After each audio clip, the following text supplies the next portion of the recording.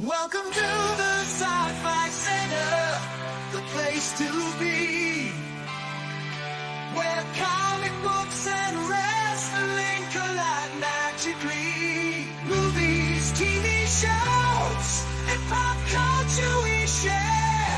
Get ready to rock, we're here to take you there.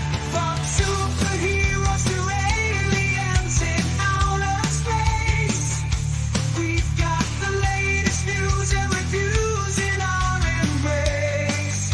Turn on your screen, let the neon lights glow. We'll take you back to the 80s. Let's rock and roll. Sci-Fi Center, where the legends come alive.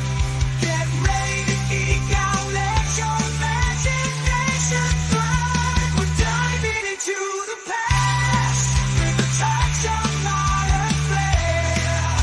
Sci-Fi Center, the ultimate pop culture lair.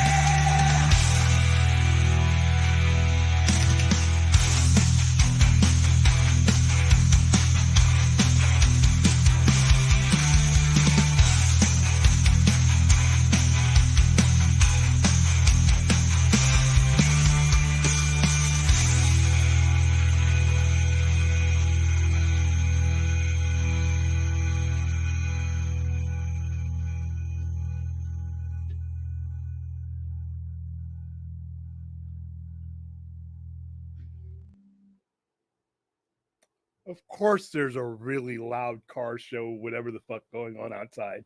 And I can't open my doors and let the breeze come through during this final day of the hellscape that is summer here in Las Vegas. Nah, it's okay though. Welcome to Saturday night. Welcome to Batman Day. Welcome to the Sci-Fi Center Saturday Overnight Live. Wasn't sure I was going to do a show because I don't know. I think you guys are liking these watch-alongs and just watching us do this. And, you know, maybe you just don't need me and my sidekick. Then again, who knows? I still need opportunity to run my mouth. Speaking of sidekick, hello. Sidekick, my ass. I'm the Hello. Yeah. Yeah, when you're not high or whatever the hell it's been the last a couple of days where you've been. You mean where I've been talking about awesome shit like Doomsday and Gonapath? That doesn't even sound like it goes together. That sounds like something that you're injected with to get rid of something. What the hell? Anyway, all right.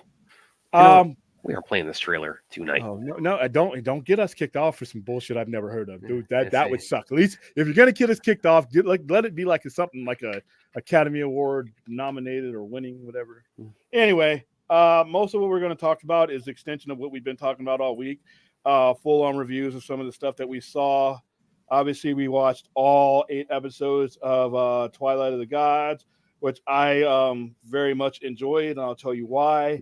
I watched The Penguin, which I think is the strongest outside of Watchmen back in 2019, is the strongest first episode of any comic book TV show I've ever seen. And that includes a lot of the CW stuff, which I did start off watching until I realized what it was. And then, but I can't think of a stronger start to a series like that. And because it's on HBO Max, it has to be a certain level. It has to be everything that it was. It can't. It's a certain tone. It's R-rated. It's boobs and butts and murder and blackmail and everything that you expect to see at 6 p.m. Eastern or Pacific time, 9 p.m. Eastern time on HBO. I mean, gangster show. I loved it, and like I said, I think I love the fact that of all the things Warner Brothers has messed up or messed around with, the quality that they put on there, like I said, with House of the Dragon, they shortened that show rather than put out lesser shit, which I still think is a problem. But rather than put out some under-budgeted BS for episodes 9 and 10, which should have been a 10-episode series, then they just didn't do it. So I respect that. But like I said, if it's Sunday night and it's HBO or Max, it's going to be of a certain quality, and the Penguin definitely does that. I love this Batman world. It is Bill Finger and Bob Kane's Batman. all the way through. It's Frank Miller's Batman. It's year one Batman, even though he's not in it. Gotham, that's where you did a great job in the Batman and establishing Gotham City as a character, is because even without Batman in there, you still feel what you felt in the Batman. So loved it. We'll talk more about it. I got to go take care of some customers real quick, so I'm going to turn the show over to Brad. I apologize for anybody who will be tuning in during that period of time, because I don't know where he's going to go, what he's going to say. Yeah. But I got to go take care of some customers, and I will be back.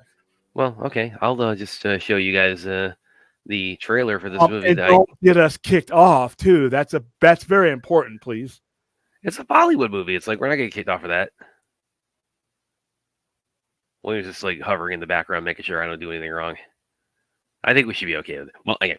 Well, first thing I'm going to say is that William was you guys may have seen him on Film Junkies Saturday Patreon stream. I saw him on there. I thought about jumping in, but I just kind of like after the watch party and knowing about the show, I just need a break. I just need a break from streaming for a little bit. So that's kind of when I took a couple hours there to just sort of recharge my batteries after the Twilight of the Gods watch party. But so yeah, it was fun watch party. It definitely had the show has some surprises. One in particular that I really teed up. We were watching it, and if anybody hasn't seen, I'll just leave that for you guys to discover.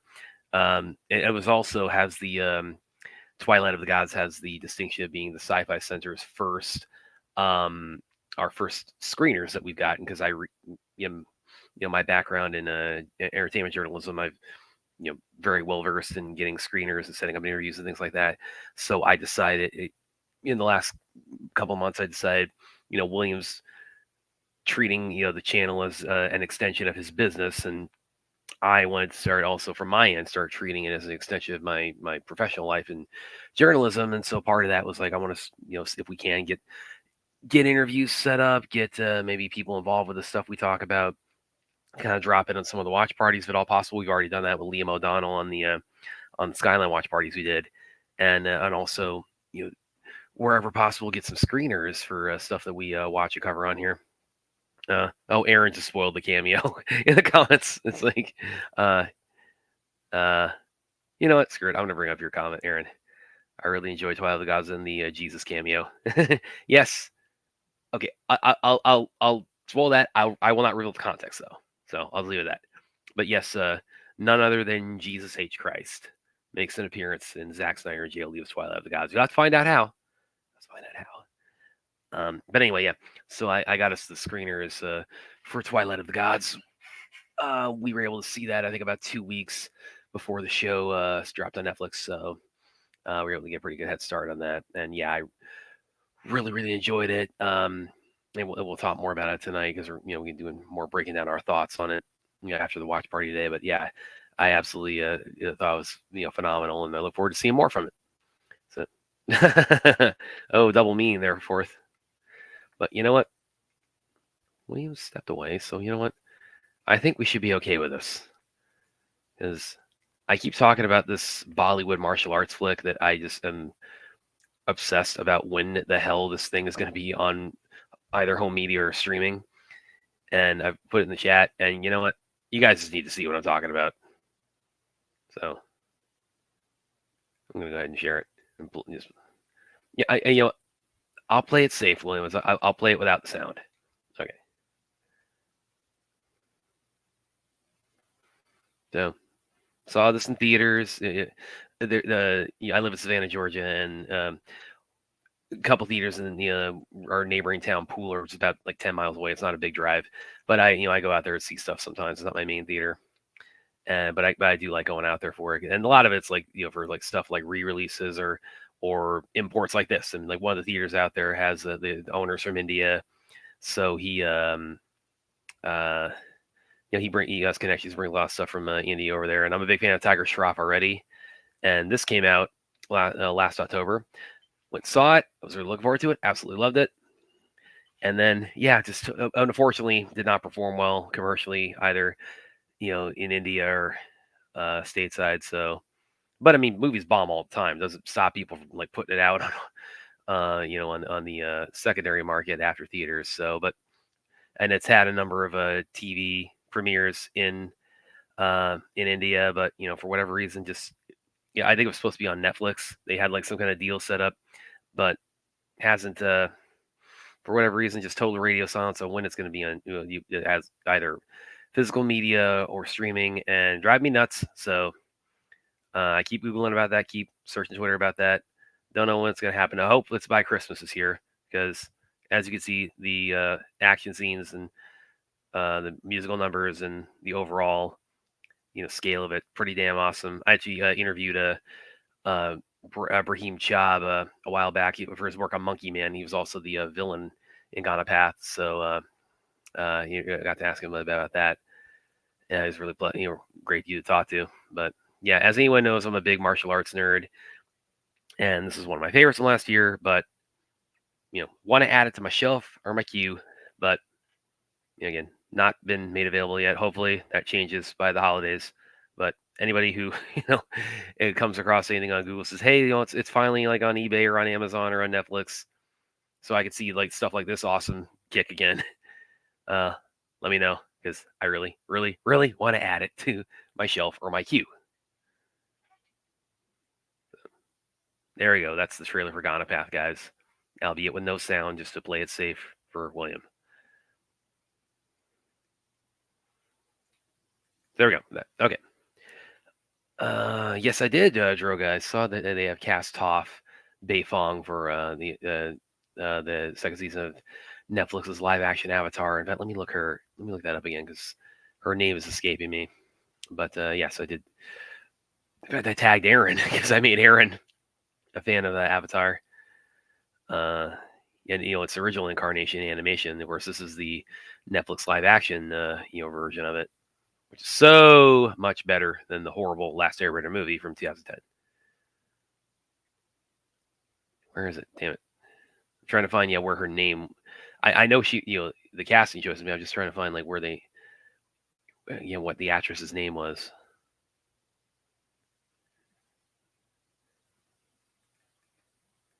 Let's go ahead and Google it real quick. Bear with me, guys.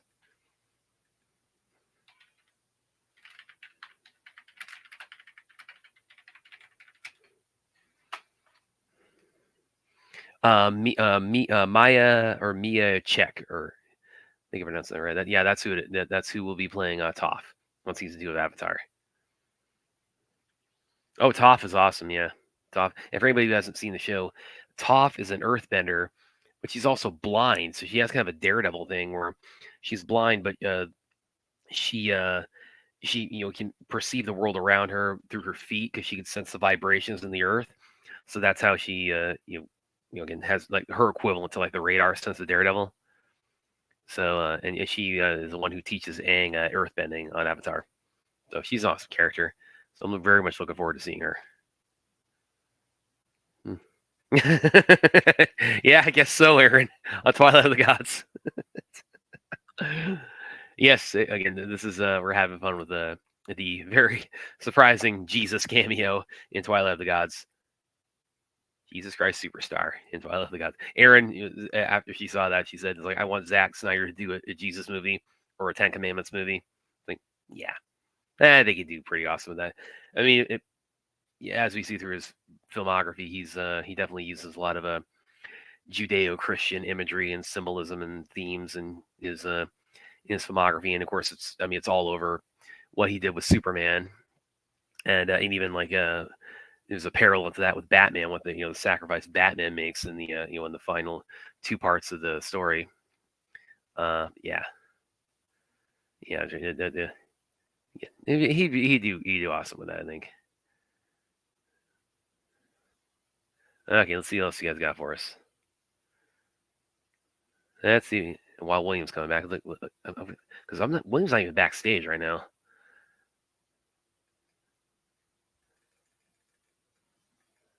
I guess he must have been dealing with something important. Hopefully, you're not getting. Maybe you had to go run across to the to Sister Kim's and get some burgers this time of night. It's always a good decision. See what you guys got.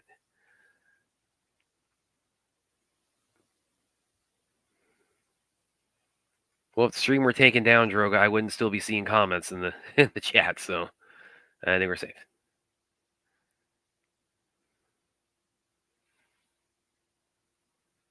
Yeah, I remember hearing about that. I was looking forward to that. Yeah, I guess the trailer looked pretty good. It looked like kind of like a female John Wick. So, but again, it's like you know, stuff bombs all the time. That doesn't mean you know. I mean, I would think okay, it bombs, but then you want to put it out on other revenue sources to make back some of your money. And if it bombs theatrically, it doesn't mean you're not going to eventually be, in the black, through home media. You might just, take the senior route to get there, or black or in the red. I can never remember like that phrase that gets you would talk about getting to profitability, whether it's in the black or in the red. Somebody help me out with that. I think it's in the black. Okay. No, we have not done a watch party of the last Airbender movie. I was telling you guys, listen, that'd be my Howard the Duck. If you guys wanted to do that, I'd be totally down. Bring Aaron along. We'd both tear it apart. And it sounds like Droga would too. We'd all like tear that movie apart because it's so bad. It's so bad. It is. I can't think of like in terms of like a live action adaptation, cinematically of any source material. It's a movie or whether it's a comic, a TV show, a book, a video game, whatever.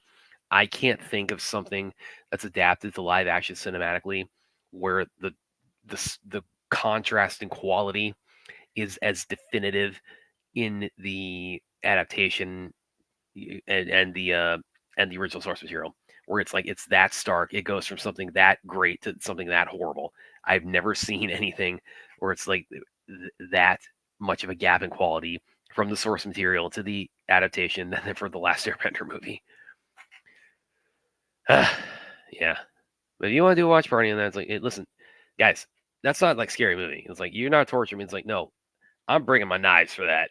I mean, I was for scary movie, but I mean, that one, that's like anti-art.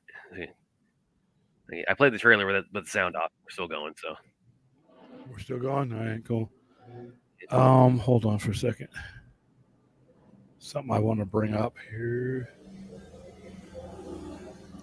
Have you seen it, Droga? Have you talking about you never want to see it again, or have you seen I don't want to see it at all?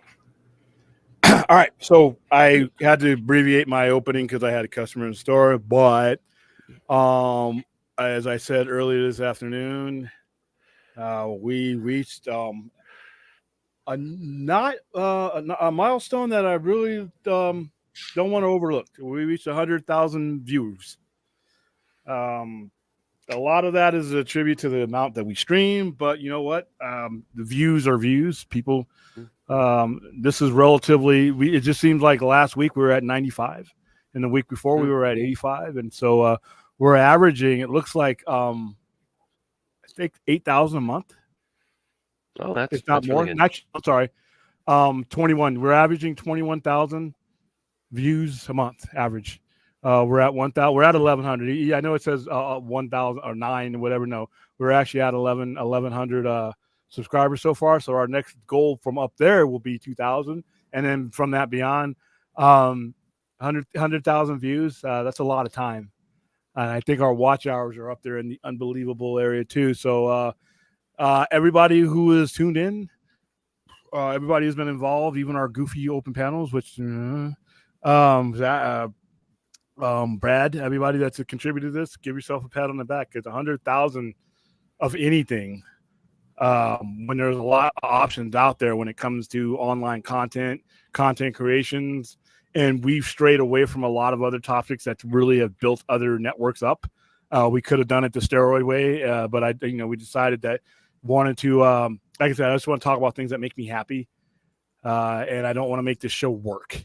So there you go. Thanks to everybody that made that possible. They will be sending me the official notification, and I'll put that on our thing too. But we reached it yesterday, and woke up to the stat. I knew we were going to hit it right around this time, right around mid to late September, and here we are.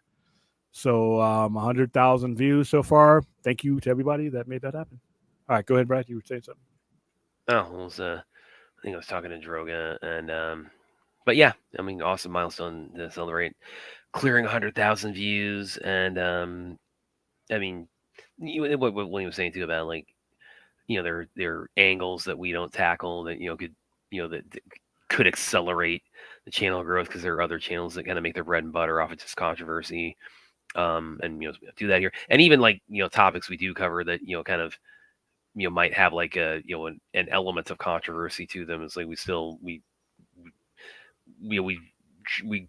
talk about them in a way that's like not provocative in the way that a lot of the other channels that Williams are referring to tend to, and like check out a lot of those, and it's like once that well dries up of just rage streaming, and then you see a lot of these guys tend to kind of like their relevance really tends to kind of go.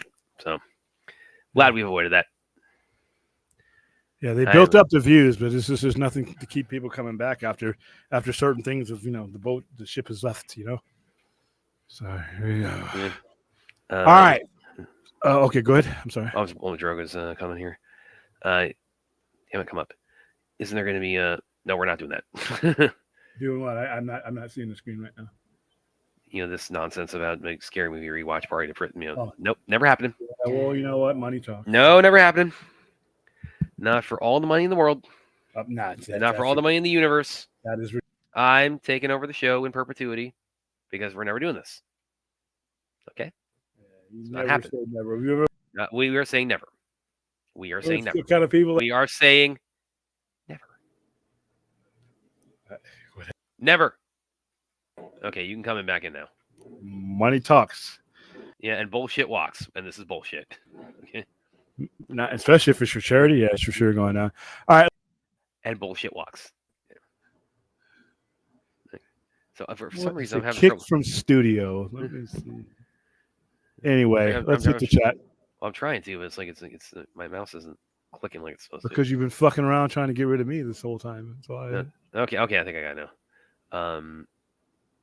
No, there's not going to be an. No, wait, yeah, there is. It's not the Netflix Avatar. It's going to be because the original creators they founded Avatar Studios in Nickelodeon, so they're doing their own kind of Avatar stuff. There's the new. Whoa. He just kicked himself off.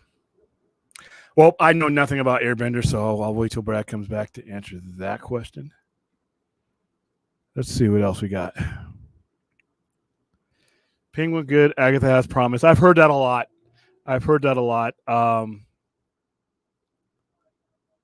Yeah. Let's see. Doing weed. Yep, doing weed. Make sure we're still on the air. Brad didn't get us kicked off.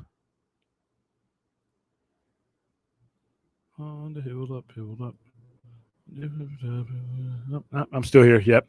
All right. I thought Brad might have gotten us kicked off, and I'm sitting here talking to myself. All right. Well, the topics tonight are going to be obviously we watched the Penguin. We're going to talk a little bit more in detail about Twilight of the Gods since we've all watched it today. I mean, I watched it again. You guys had a chance to see it today. We're going to go over Batman Day. Happy birthday, Batman. 85 years. I just was on Film Junkie stream. I was all by myself fighting the good fight. The war against Kitty Batman. Oh, did you talk about the thing that dropped today that I closed the stream? No, we didn't. No, you didn't. Okay. You know what? Like I said, I understand people's excitement about that, but it's just like, I'm bringing that up. I am bringing that up on here. You can bring it's Batman Day. You can bring it up, but it's just like I'm not going that direction in it. It's cool. I would love for all these things to come together, but man, I'm punch drunk and I'm gun shy when it comes to these things, and it's been years. So when it happens, it happens. It's like I'm just a glutton for punishment, as I like to say. But yeah, like I said, I would have jumped on, but I mentioned when you were gone. Yeah, I shouldn't have jumped on, and I shouldn't be doing this show. But hey. Yeah, we just had to, and I even came 100K, and I even came a little bit later on the Twilight of the Gods watch party, but I just needed a break from streaming because between that and doing the normal show tonight, so I just needed to take a breather for that. And I thought about jumping on, especially when I saw William was on, but I just needed to cool it for a bit. Yeah. But see, here's the thing for me: it's like I can run, and all I'm doing today is what I'm doing off screen. Today is just talking about the same shit. So it's like, yeah. So for me, it was just I'm already sitting here, so I didn't really. If I were home, If I were home and then just went and laid down somewhere, yeah, you'd probably be. I doubt that would probably take away from 25% of our overall time on the air if I was doing the majority of it from the house or when we do these. But a lot of times, I'm at the house, but I'm just getting wrapped up. I still got that energy left. But if we were doing middays and stuff, once I laid down, I ain't get back up like that. So I can understand that completely. Oh, they're breaking up the car show. Darn. You know what? The noise sucks, but you know what? I like it. A lot of these car show guys, when I look out here, I see, hold on, here we go.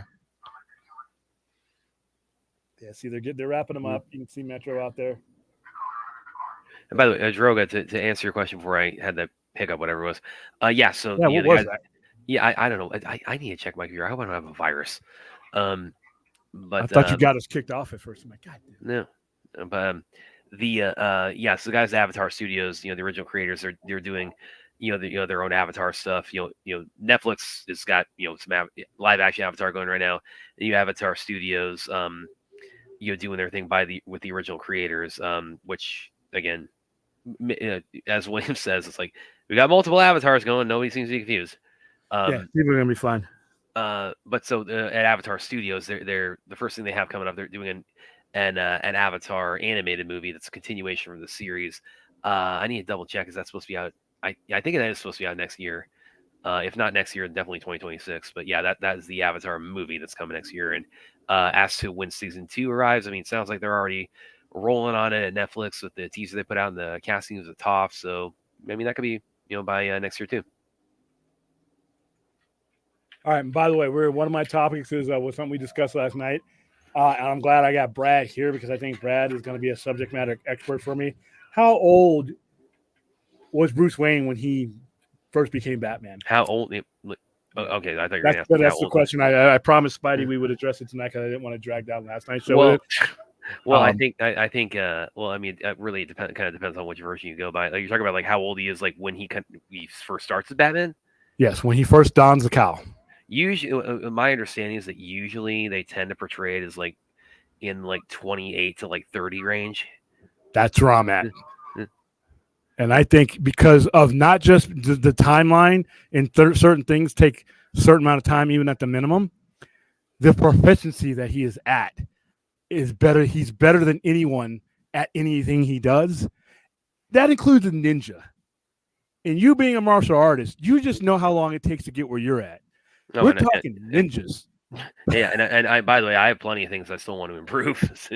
So, there's that. But again, there's that side of it. But then there's also because Batman is, he's not just a martial arts master, but he's again the world's greatest detective. He's skilled in espionage and technology and weapons and all kinds of things. So it's like his skill set is like really kind of one of a kind. So, I think now to back it up a bit. I mean, to back up what Spidey was saying last night. I mean,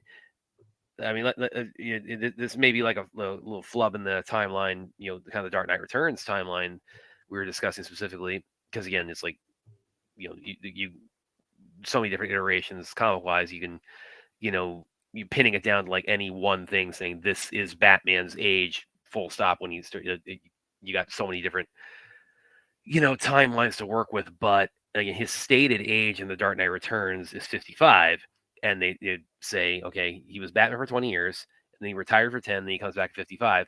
So that would, per Spidey's point, per the Dark Knight Returns timeline, that would suggest that he was 25 when he started, which is impossible. Well, again, that's why I say it might be like a little bit of a flub in the timeline, like Frank Miller might have made.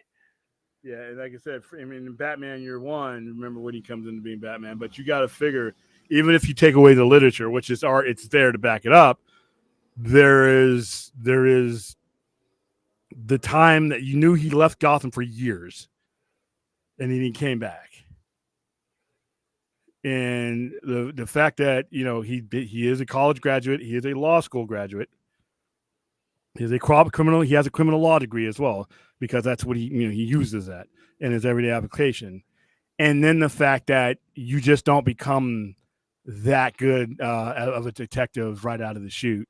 That takes years of and years of equipment, years of forensic. He's also taken forensic courses and been taught forensic. He's got years on top of years of that. Plus, like I said, just his fighting aptitude alone. We're not just talking about somebody that's competing in like local area tournaments and stuff like that. We're talking a guy who takes on multiple assassin types right out of the gate. Batman is taking on ninja level people right out of the gate. And he had a somewhat normal childhood, not like Damian Wayne, who was like a fucking zygote. It was an assassin. That's a little bit different than what Bruce Wayne was. He wasn't. He left Gotham and came back with that. So I think that there is evidence out there that if you just go based on the schematics of what Frank Miller said in Dark Knight, but you also have to realize that all the totality of the information that is out there and the common sense narrative of it is the fact that, okay, you just don't know these things. You're like elite at these things. And how long does it take to become elite at anything in martial arts? So you're talking about a ninja, which is probably, I'm assuming, you can correct me, Brad, beyond elite as far as what you and I would configure, like where you're at. A ninja would be somebody who was a ninja would probably be able to wipe the floor with you, correct?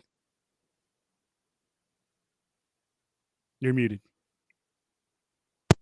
Yeah, so sorry about that. You're talking about like ninja in like the sense of like feudal Japan, which is like what I definitely why I would put like the Batman is like, assassin level. A modern. Yeah, because then you're talking about like you're not when they spar, it's like there's they're training with the real swords, and they're when they and they're training to take on samurai, and they're training for fights to the death. So that adds a whole other level to it in terms of what your training has to account for and address.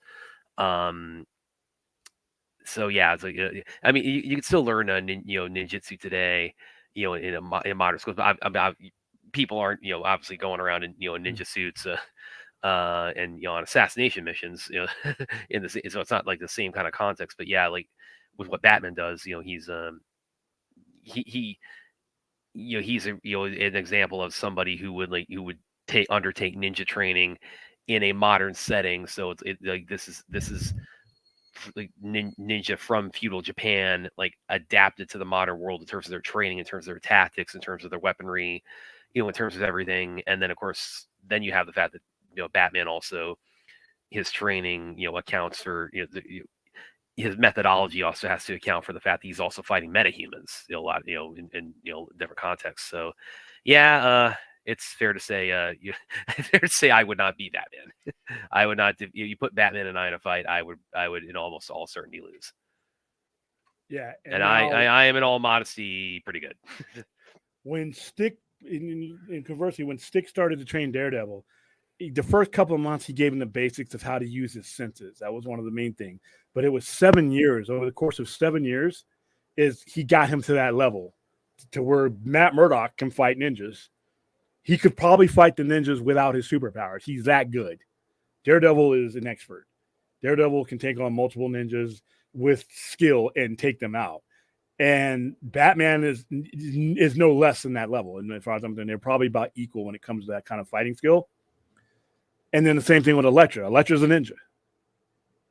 And he saw how young she was when she started and how old she was when she meets Matt Murdock again. So just being but yeah, we're gonna Batman Day 85 years ago today. 85 years ago. This is the actual size too. I got one of these in. If you look at our Instagram, I actually opened it up. They actually had the newsprint paper and everything in there, the kind of stuff that wouldn't last today. And that's why when you can find one of these, they're so expensive, because even the shitty ones are things that have been around for nearly a century. But yeah, this is a facsimile. I had a smaller one, but we sold it. For those of you locals, congrats. One of you, I'll announce a winner tomorrow morning for the Frank Lee Klaus Janson, Frank Miller print, autographed by the great Klaus Janson himself. And if you want to know how great Klaus Janson is outside of the Dark Knight, go read the original 1987, not the miniseries Punisher, but the ongoing series that happened afterwards. That's all Klaus Janson, and it's great artwork. Him and Larry Hama did great on that one. But yeah, we were, Batman is one of those characters, and I said it on Junkie Stream, is the reason why he's so relatable and the reason why he sells is Superman is what we wanted to be. Batman is what we became. Batman mirrors all the rage. He beats the shit out of everyone we can't do at our jobs or our neighbors or anything like that because we'll go to jail, we'll get fired.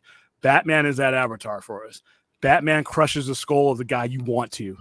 It's like listening to a good heavy metal song when you're walking or you're doing your jog. At the end of that jog and you're done listening to a Slayer or Master of Puppets or anything like that, you got an energy that's just been let out of you that you no longer have that aggression anymore. That's what Batman as a symbol of modern society is. Superman was the hope. Superman was all the values that you tell yourself that I'm going to be this good guy. Of course I'm going to help my neighbor. Of course I'm going to climb up I know you hate this flap in the tree and get the cat. Of course I'm going to do all these things. I'm going to be honest. I'm not going to steal. I'm not going to hate. I'm not going to be angry. I'm not going to have prejudice. Superman is everything that we would set out to be. Batman is what we become.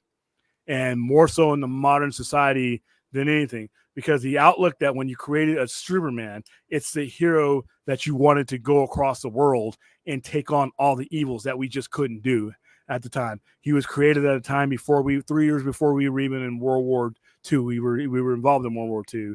So Schuster and Siegel, a lot of these were Jewish immigrants who knew they had family back there. They knew what was going on. They knew what the Nazis were doing. Up, just got demonetized. Oh well, they knew what the Germans were doing. And at the time, America didn't want to be involved in that war till Pearl Harbor. So that's why you had characters like Captain America punching Hitler, another demonetization, punching Hitler, because that was these superheroes were supposed to be the best of us. Batman was created from a different genesis. Batman was created from the streets. Batman was created when a kid, a 9 or 10-year-old kid, could walk across the newspaper stand, and right next to this Detective Comics number 27 was a gangster with his eyes shut out on the front page. Or on his way to that newsstand, he's crossing an intersection where somebody got shot. And if you were growing up in any city in America at that time, especially if you're growing up where Prohibition and all that had a big effect, bootlegging, things like that, the Great Depression, things were, the world was different. And when you were living here in America, Batman reflects where we were at realistically in America. That's why I think when you went into the 60s, the late 50s and 60s, when we came back from these wars and we were done with Korea, we didn't want that anymore. We didn't want that for the kids. We didn't want that. They lived it. They didn't want the next generation. So they kind of scaled back on it. And that's why comic book sales plummeted in that era. That's why you have different versions of the Green Lantern, different things, because they had tailed off in the mid 40s and 50s. And then you had Silver Age, you had that coming in. And by that time, we were 20 years, nearly 2 decades removed from World War II. You were in that era of color, that's where Marvel comes in. And Superman was consistently there. You could place Superman anywhere in any society, pretty much, even if it was a lie.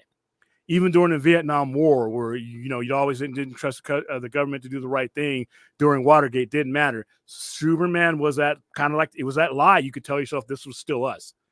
Batman was what you knew was us. Batman was the violence. Batman was the anger. Batman was that sense of justice for that everyman that got screwed.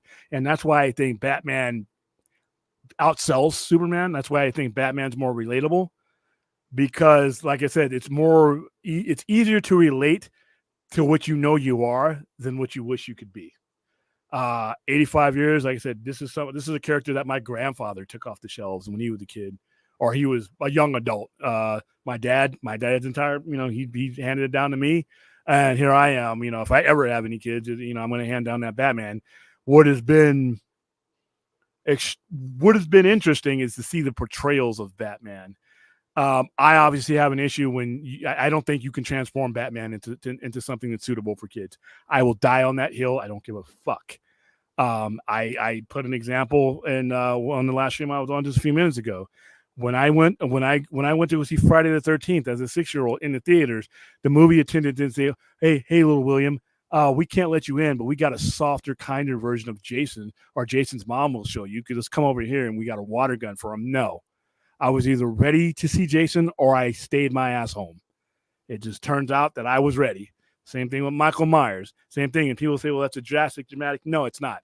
Something is what it is. And when you transform that thing, you come up with these interpretations that end up now where we're at when we come back to realizing Batman is that inner, being that we don't want to admit we have.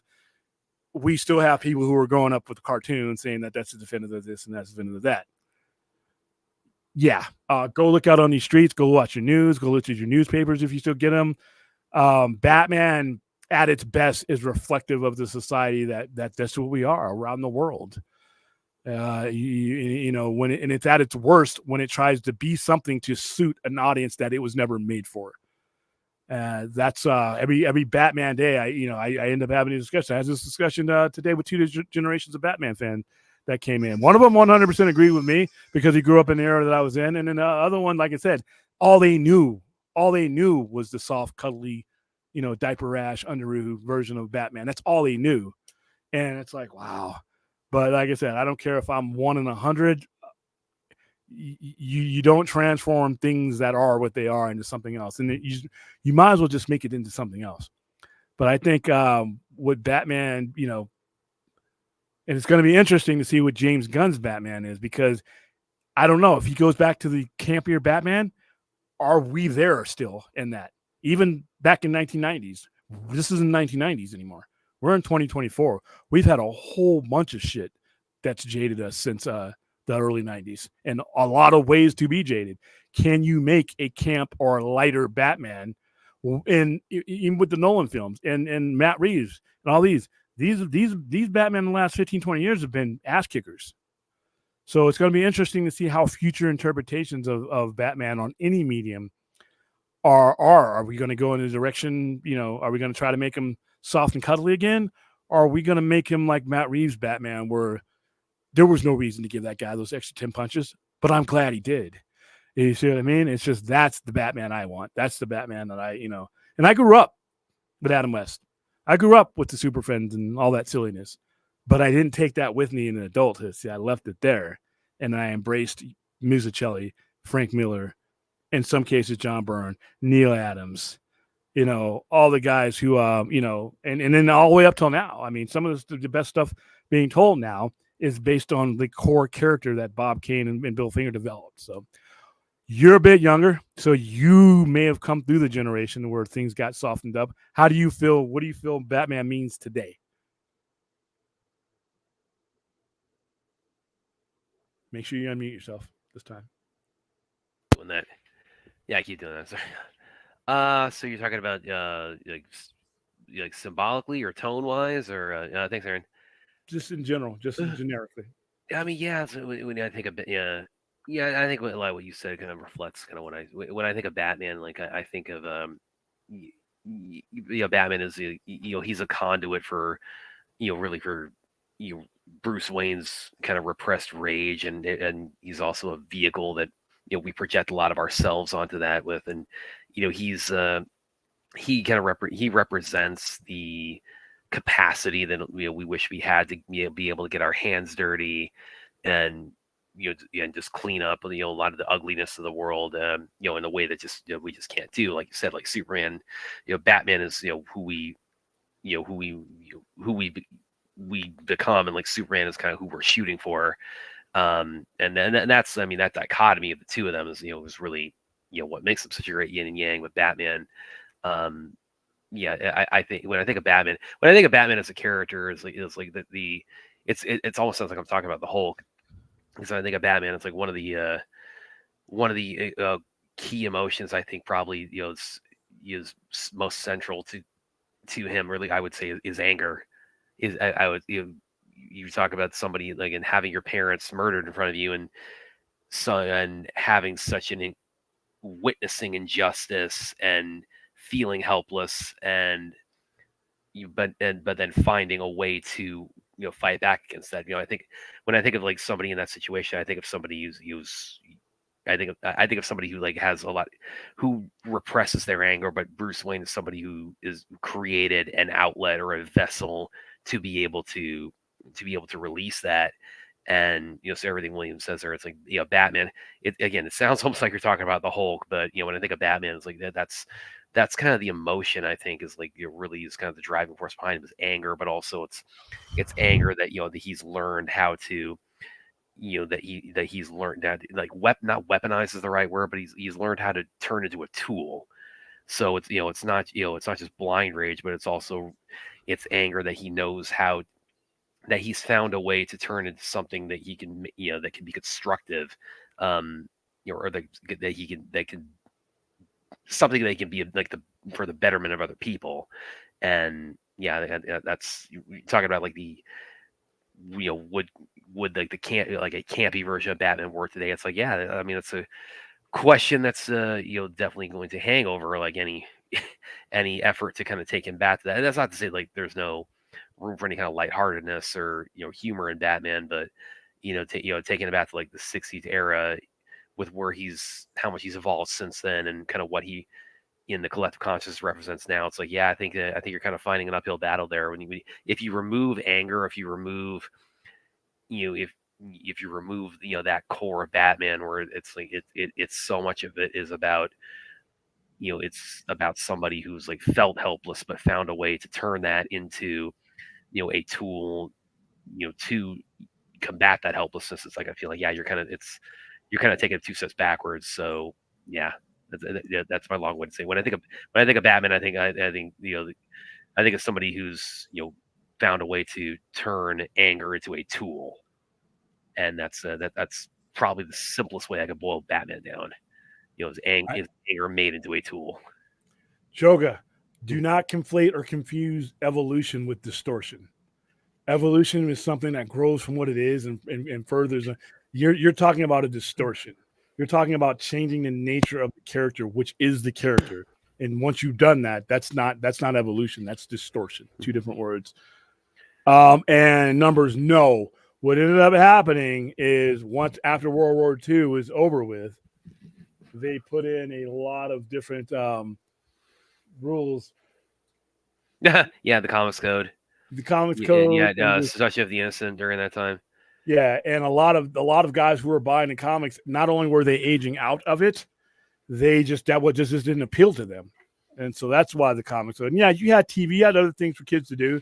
That came into it, but the main reason is that the Batman that you were introduced with, and the times are changing for them. We wanted to move away from the era of violence that we just saw 20 million people worldwide killed during the Second World War. We kind of wanted to tell ourselves that we weren't those people anymore, but we're very much that people. So yeah. Let's see. Do you think he's already technically been in 2 R-rated movies, and although I don't personally consider BVS Ultimate or Zack Snyder's Justice League to be R-rated in the sense of like being, I would not consider those R to, in the sense that I would not show them to, that they're like anyone below 13 can't see them. It's like I don't get me wrong. I would say they're definitely hard PG-13s, BVS particularly. But again, I don't feel like they go so into R-rated territory. They don't go to like Deadpool violence, or they don't go into like Logan territory. So he has technically been in R-rated movies, but again, that's one with a lot of fine print, I think. So, and actually now I'm going to go ahead and do it.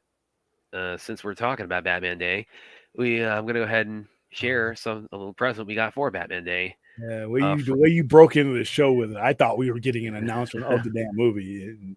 Oh, that would be awesome. But this dropped literally as we were finishing up the watch party of Twilight of the Gods, and from one of the key players of Twilight of the Gods, Mr. Jay Oliva.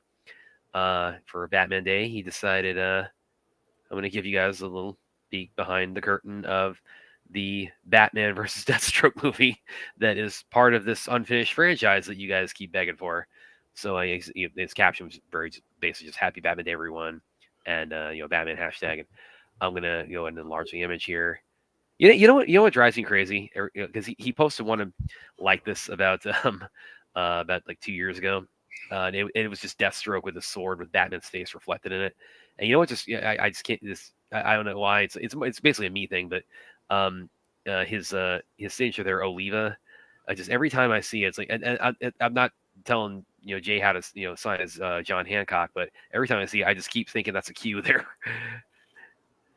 I mean, it's a good way to like kind of like make your signature distinct, but it's just that's just a me thing. So it's like something I just gotta get get out of my brain. But yes, this storyboard, as you can see, is of Batman battling Deathstroke, and this, of course, is a storyboard from the unproduced Batman movie that Ben Affleck was going to make. That was going to feature Batman battling Deathstroke with some help from Batgirl. It would serve as an interquel between the movie that eventually became Zack Snyder's Justice League and Justice League 2. So, yes. And once again, we have a character that the same way with the whole Erica thing. Here's another character that was meant to be in that culmination. That if I'm not getting that culmination, you know what I mean? We see him in that scene, and he's clearly a part of that. And it's just like, well, and that does. I mean, that does beg the question about why Jade. I mean, obviously there's a reason it's Batman Day, so he decided have a little fun. But I mean, there is. I mean, that's not an invalid question to ask. I think when if you and this was somewhat raised like when Zach the other day dropped a storyboard from the Nightmare of Joker holding up the card saying a truce, and he just says like, yeah, I don't think I showed any storyboards from that. And we talked about that a little bit, and yeah, that's not. I think that's not an invalid question to ask. It's like, well, why show us this stuff, or why tell us about the stuff if we're never going to see it? Well, we've known that we've been shown so many things that led to nothing recently. So it's like, I can't really read much into it. I mean, yeah, it's a valid question, but it's one that stays on my brain for like 2 seconds because I'm like, we've been here before, Well, and that's I mean, and that obviously, so that, I mean that I think that makes it very pertinent to ask. Well, it's like, well, because I mean, I don't think Zach and Jay are just being dicks and just torturing people just because they can. So if there is there's a couple ways you can look at it. Is like, okay, is this just them just stirring the pot again? Because I mean, you have to. I think it's fair to say at this point they're aware of the kind of reaction this stuff gets when you. Oh, they know. They're on Twitter. Jay Oliva interacts with some of these guys sometimes, and I'm like, yeah. All right. Yeah, so there is that does raise the question. Okay, if they are stirring the pot, do they think there's some kind of like possibility, or do they think that or is it just their way of saying maybe we're not like putting our chips on it, but you guys have like moved mountains before, so we're gonna put this out there just to charge you up again, like see maybe if that can make some more noise, who knows, but yeah, like kind of your thoughts on that, William. I think it's like because he kind of said the same thing when we were talking about this at the end of Twilight of the Gods. Is like again, like what, and he said the same thing about the storyboard with that Zach put up the other day about like like you something like you're punch drunk or you don't want to feel like you're I mean the road runner running into into the wall with the Acme the boots or whatever it is, and I'm kind of and see, I kind of have a slightly different perspective because I could totally get anybody who's just through the last 7 years has just been drained by it to the point where like I just can't campaign nonstop for this. But there's also like for me personally, there's an angle of I during the Snyder Cut push, I get a lot of my main vectors of Zach would drop storyboards or never were seen images and things like that. And I was listening to the guys on Squadcast. I was listening to Film Junkie. I was watching film Chris Von Swenson, and of course it would also like make would make news all over the place. I mean there were points where I was even covering it when I was writing for Screen Rant. So there and that was a lot of fun, like seeing kind of that just from the see it like bubble for from the ground up. That excitement and that you trickle something out in these little drips, and just what can the snowball effect that can have in terms of like just coalescing a lot of excitement and things like that. And I again my YouTubing. You had something then though. You had something. The difference between then and now is you had the Justice League movie out there that we had seen. and you actually had remnants of a movie that were somewhere. So that's what we were trying to determine. We actually had something to go off and actually had something to make happen. We're talking about a movie that hasn't had, there's not one second has been filmed. There's nothing hidden anywhere. There's nothing on a thumb drive anywhere. We're talking about something that is literally nothing now. Whereas it's not before there was an actual purpose to it. And and something to actually get. There's nothing to get here, and unless he says otherwise, the cryptic pictures that he would show back then led to stuff we knew was in existence for the most part. We just didn't know what state it was. Now we don't. You're at ground -0 when you're talking about anything, going on, because you would have to actually make that. You would actually have to produce that. And cryptic pictures just don't get me anywhere as far as thinking that we're any further than we were before I saw the cryptic pictures.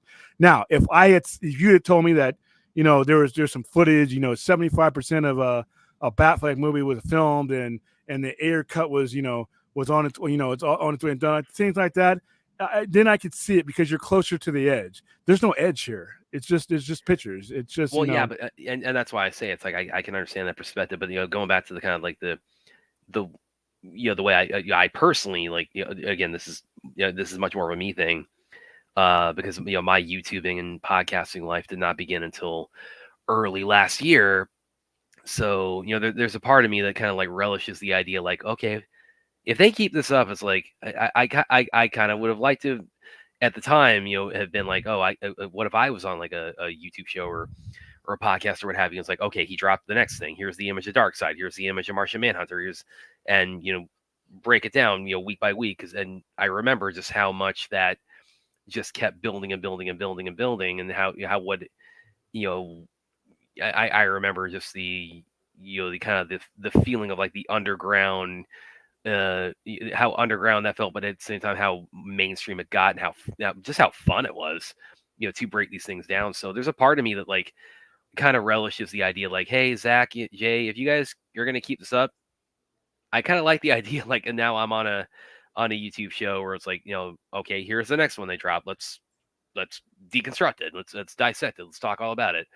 Yeah, all I'm saying is when we were doing it then, there was something to dissect.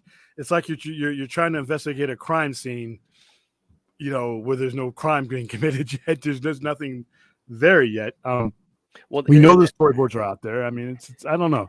And see, there's the other thing too. Oh, by the way, it's like, I mean, and that's the thing too. Yeah, these are unmade movies, but also these are they have like a lot of storyboards and pre-production work and treatments and scripts written. So there is, even though these aren't made movies, there still are things to trickle out. So yeah, but okay, the things that we were trickling out during the Snyder Cut movement were relevant because we had something they were trickling out about. It was, we were trying to get to that something that we knew it was there. We just didn't know how it could all be pieced together and how much and all that. There's like I said, there was something to that. Everything we did during that era had weight because we knew the film in some version was out there. We know that there is no film out there for these movies. We know, I mean, air cut, yeah, but even still, until you actually do it. But as far as like Batfleck and anything like that, there's nothing to coalesce around. There's nothing to put together. You see what I mean? So it's kind of like a fake high. You know what I mean? It's just like with the Snyder Cut, you saw it. You saw with the reels, you saw all that stuff. You saw the trailer because you saw that the shit that was in the trailer didn't end up in the movie. You knew there were certain people that were involved that you never got to see, and the story didn't make sense. The story that we knew that was out there, that made sense. And once Zack Snyder started to come out and start talking and think that we were seeing evidence of something that was pretty evident that was there. It just wasn't assembled yet. So these things like this in that era meant something. In this era, they're just pictures. They're just pictures that get people riled up. Well, that's the other thing about it too. Is like, okay, I mean, they know when I say they, I mean, Zach and Jay and anybody else who would be partaking in this. They know how the audience responds, so or how the fan base responds, or the general public, however you want to phrase it. So that, and they also, I would imagine at this point, they're well aware of how Warner Brothers is probably internally receiving this. So, but of course, there's obviously been a big sea change in terms of management, in terms of just the overall status quo. So again, that also kind of raises the question of like, okay, and then you add in also that Zach is now working with Warner Brothers again with the 300 series. Again, partly because the people who screwed him over are no longer there. It's a whole new set of management. So now I'm not saying this like, we're going to wake up Monday morning and hear, okay, the Batfleck movie's happening, JL2 is happening, everything is greenlit. Like this made it happen, this one picture. But, again, if you look at it from the angle of like the relationship with the studio, has changed, for the positive, and it seems also that's the case with David Ayer. Could things like this be read as like, even if they're not like having talks about it, it's like, we're trying to heal this rift that we had. We had a bad period, and maybe give it some time. These wounds can heal, and maybe something good can come from that. I don't know. And I mean, that's a long-winded way to have kind of people in our chat that don't give any. Now, I'll criticize you for not giving any business reasons that we would have this happen. You guys just want us to move on. I don't need to use the cuss words to tell you what I think about that particular chain of thought. Not you, that particular chain of thought. People tell me to move on. I tell them to go fuck themselves. And I don't mean that personally towards you, Droga. To me, I'm in the middle of I don't see anything here to get excited about, but I'm also on the other side of I have to do shit. Yeah, as I said, the other stream, pay taxes and die. Yeah, exactly. That's the point. That's like I raise. It's like as my dad always liked to say when I was growing up. And then you got I've never pronounced your name right. Mwamba 85. Green Light. Here's the thing about the DC universe is once again, you guys got James Gunn on this throne on the Mount Olympus with nothing above him, instead of the 4 levels of people that are above him that he calls boss. I'm not saying anything would greenlit it, but when it comes to IPs and things like that, yeah, he's head of DC Studios, but at the same time, they're working on a Constantine movie. That's not a part of his thing. And those people worked on that outside of that. They worked with the executives. So a big enough name comes in with a DC product or whatever, and comes in with a financier and comes in with a big name that Warner Brothers wants back, especially since the previous regime, since the last 7 years chasing everybody away. That's not going to be a James Gunn. They might consult him, but if you're talking about hundreds of millions of dollars that could possibly be made on profit and things like that, the executives, the bosses, the people with WB next to their name are going to, and CEO next to their name, they're going to make that decision one way or another, whether it's yes or no or anything. But if it gets big enough, there are certain people in Hollywood, when they come to you with something, you just don't say no. And I dare Warner Brothers, a company that is reeling from a talent drain and people trying to get people back. If Christopher Nolan never came back, and I'm not saying it would be him, but somebody of that ilk came back and said, I want to do this, I fucking dare Warner Brothers to say no. What do you think? Hey, hold the phone, Martins or Steven or Denny or any of these other big names. Hold the phone while we get permission from James Gunn. I don't think it's going to work that way. So, yeah, but that's where a lot of the Donnie wants to talk. Who the hell is Donnie? Are you talking about me? Oh, wait, because he's Michelangelo, so he's making a joke about Donatello. We'll talking about. Oh, I totally missed the joke. Sorry. So that's kind of been the angle I sort of have taken a lot of these sort of recent things. Zach posting the storyboard, David Ayer posting like, "Hey, I'm at Warner Brothers," kind of tease, and J.L. Leva now with this. It's like I'm kind of I'm rooting for you, man. I take these things one step at a time. Of like the biggest indicator I try to take from this is that, and Jay has even said like he left Warner Brothers because he was with a lot of the DC animated movies and he was working on the live action ones as a storyboard artist at the time. So I'm kind of taking these things as like, okay, there's indications that we went through a bad period there with bad management, but that management is now gone, and attempts are being made to mend fences that could, in theory, if the chips fall the right way and the stars align, could potentially lead to some of this, some good things happening that people are clamoring for. Conversely, I don't think it means anything. I don't think there's any wounds to heal. In order to have things, you have to have something. There's nothing between these people. David Zaslav, none of the people that are there have anything bad to say or had any bad interactions with the people, Jay Lee, any of these people. They're at ground zero with these guys are just potential employers, and those guys are potential employees. I don't think there's anything there. I think it's a picture. I part of me wishes they didn't post them, because it gets a conversation started about something that is just not there. The conversation about the Snyder Cut was there. The movie was there. And I'm just, like I said, I am at the point to where give me something other than a picture for me to be like, okay, now we got something. Now we're okay. You had a meeting with so-so about something, or you had I hear you trademarking a name that is relevant to something. Now we have something. Somebody posting a storyboard without any context. I'm sorry. I just don't, there's nothing there for me. So, but hey, I would love for, you know what I would love to be wrong about that. I don't think I am at this point, but that would be something I would party. I would celebrate being, because that would mean we were getting further about something I started out enjoying. So that's where I'm at. Yeah, but other than that, I think we can all agree, pretty awesome image of what looks like a pretty awesome fight scene. So, Batman Day. So we'd be remiss to not talk about this as something. Yeah, how do we? Technically, Batman didn't. So I guess that would cover it for Batman. Yeah, that's why I dropped it, because it's Batman. All right. I mean, Anthony real quick asks, by J.L. even doing this, don't you think it's a possibility that this antagonizes and provokes the darker recesses of Zack Snyder's fans? I'm letting you answer that. What provokes them to what? Like, say we want to see this? We are, yeah. I mean, I don't. We already. I don't know if there's anything to provoke. I mean, but I'm going to let you answer that, because I think it. I think yes. I think not darker recesses. I'm not going to go that far, but starts a conversation. Now we're chasing our tails again. It's like people enjoy watching people who want this chase their tails. It's like, No, well, I mean, I'm sure Jay Oliva's like gonna have people, people in his mentions, tell him like stop doing this, and of course we all know how he loves to clack back. So I kind of curious. I that's gonna be interesting to see.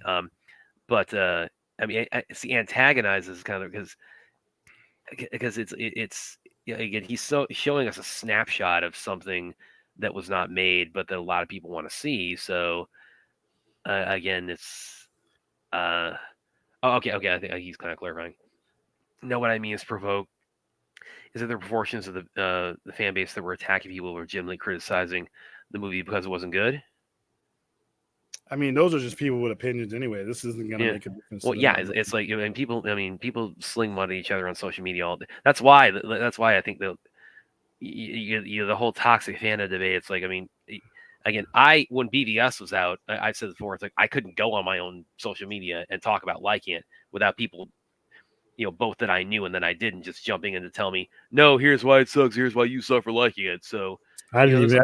It's just so easy not to respond to those people. Well, it was like, I mean, I had people end friendships with me over there. I had two end friendships. Yeah, then you didn't have. Then those were, if you had somebody end a friendship over a fucking comic book character, you're better off without those people. I agree. So come on, and you're just talking about from a comic book geek. I'm never going to end a friendship or over some shit. And I've seen it happen. The whole the turkey and the Infinite Crisis. Oh yeah, I remember that. Yeah, I saw people mute and block each other over that I mutually knew, and I'm like, you ought to be ashamed of yourselves. But it's, I mean, again, I think that was another Zach doing his teasing kind of a plausible deniability way of it. But yeah, it's like people you only get mad at each other over this stuff, or like who likes what CBM or not, or like who thinks this is a tease of something that's may or may not be happening or not. It's like, yeah. Tell you, if you want the bottom line how I felt about it, I don't think did I repost that? I don't think I reposted it. Did I repost that? I reposted a lot of stuff. There was no way I wasn't reposting this. I just didn't. I'm probably going to go to bed tonight thinking, like, how can I turn this into a feature? Yeah, I looked at it and like I said, I saw Film Junkie posted. And I thought you blow up the show, and I thought something like Well, literally, it's I mean, like right as we're wrapping up, I mean, he posted it like 2 minutes prior to when I saw that, so I was probably like one of the first people to see it. So that's all right. yeah. I'm putting the link in the chat. It's only for Spidey. I'm not bringing anybody else William, beyond Spidey William, right now. you've dealt with me for 2 years. You know how nice I am. You don't think it's hard for me to not respond to some of those people? It needs to become easier for each individual's mental health and their own stability. Just because somebody says something stupid, you guys don't have to respond to it. You don't have to respond to it. I get people saying printing stupid shit about me all day, and I'm like, okay. I mean, what are you gonna do? You're gonna get yourself, not everything needs a response. I mean, not everything's Twitter. Twitter is a lesson about just because you can type on the keyboard doesn't mean you're smart or that your opinion is worth anything. So why am I responding to that? And all they want is conflict. They want to fight. And I'm like, dude, why am I raising my blood pressure? Well, it's kind of what we were talking about too. Like if we wanted to, we could like make this channel about like just pissing in the cornflakes of other YouTubers. I mean, it's like there are some without naming names, although we could, And I've seen people like, well, I had to respond. No, you didn't. You're a grown fucking man or a woman. You did not have to respond to shit. You chose to respond. You chose to waltz with this whoever anonymous clown that typed something about your opinion or jumped into your whatever. You chose to interact with that person. That is a grown man and grown woman's decision. That's why I don't do it. Looking up and down my timeline, I don't get involved in that shit, because it goes nowhere. Well, anyway, awesome image. Hope it means something. But in the meantime, here's Spidey. Gentlemen, how are we doing today? Yeah, how's it going, right, Spidey? I'm going to let you go because I think I made my case. Axel, I'm not bringing anybody else in. This is only because I just didn't feel like. Oh wait, this is so we're going right from that to talking about how old Batman is. Okay. One second though, before I think Axel's Michelangelo, and he said "Cowabummer." That shit is fucking hilarious. I had to say that. That's funny as hell. All right, but yeah, we got Ninja Turtles in the chat now. I know. I'm trying to ignore it. As far as my main point, I think Brad reiterated it. Using year one as the template and leading to the end, the end of the career of the Dark Knight. If we're looking at that timeline, Batman was roughly 25 years old. That's what the book says. So going off of your points, William, if you want, we can, if you want to just remind me kind of the order and we do them one by one, that would be helpful. I don't want to. I know it's Batman Day, but I don't want to. We were on a stream for 5 hours earlier. I don't want to raise my voice with you right now. So it would mean the same no matter what. But anyway, roughly how old he was when he leaves Gotham. So what he leaves Gotham at? So what? Let's establish that then. So what would you say? Was he 16 when he left Gotham? No, he left Gotham after he graduated. After he graduated, okay. So he didn't travel. He didn't travel the world at all in Dates of Time as a teenager. No, it was most of the literature we have up here. It was after that. So he gets his degree, gets his degree, whatever add-on law degree, whether it's a full-on bar or whatever. So at the very least, I'm thinking, from everything I've read, 22, 23 years old. Would it be plausible, given that it is a comic book character, but that the comic book character is a polymath? Would it be plausible that he graduated or entered college early? It is, but they've never portrayed it like that. They've never portrayed. Well, I'm just right, but I'm just in theory, yes, in theory, okay. But I'm talking about in practice. Okay. Because you used the word impossible earlier, and I don't know what we're going to call impossible based on what they have given us. Well, and to Spidey's point, I mean, it's like the fact that with the kind of just how vast the knowledge base and skill set of Batman is. I mean, I think that could also make an argument for him being like something of a child prodigy too. Well, that's great if they had presented that. They did not. Just to look at it this way, William. So if we're going off of what you're saying, because I'll defer to you to a lot of this. By the way, Spidey, you got something playing in the background? I do not. Okay, that might be William then. Okay. I don't have anything. Oh yeah, are you talking about the car show out there? Yeah. No, what does it sound like to you, Brad? It sounds like the TV is going. I'm just on YouTube on headphones. Okay. Might be your neighbors. Oh, well, no, wait. I know it is. I got something playing, a little clip playing on YouTube. Okay. So it's a you thing, Brad. Got it. Yeah. Sorry, guys. That was me. I'm just fucking with you. So So if we're gonna go on those bounds established to which you said, William, that's fine. But can we? Bruce's parents get shot at 9 years old. Is he sitting there twiddling his thumbs until he turns 18 for the next 9 years? I would venture to argue that he would not. So he would have started his martial arts training immediately. That's first and foremost. He took it more seriously. So let's just look at Brad's life as an example, and we'll look at Bruce's life. Brad, you're not comparable to Bruce Wayne. That's not an insult, but this is Bruce Wayne we're talking about. That sucks. You should be happy that you're in his company on Batman Day. So that's Okay. the honor. Like I've never not as good as Batman. Okay. Right. So if Bruce's parents died and that was his drive, and he knew that he needed to master it right then and there, right? Because you accepted the other day that I said that Batman was born when his parents were shot. The psychologically, not in practice. So the psychological would have driven him to start solving the problem of crime or whatever he found as the problem. I think he would do the easiest, most in reach thing. That would be education and physical training and martial arts. Okay.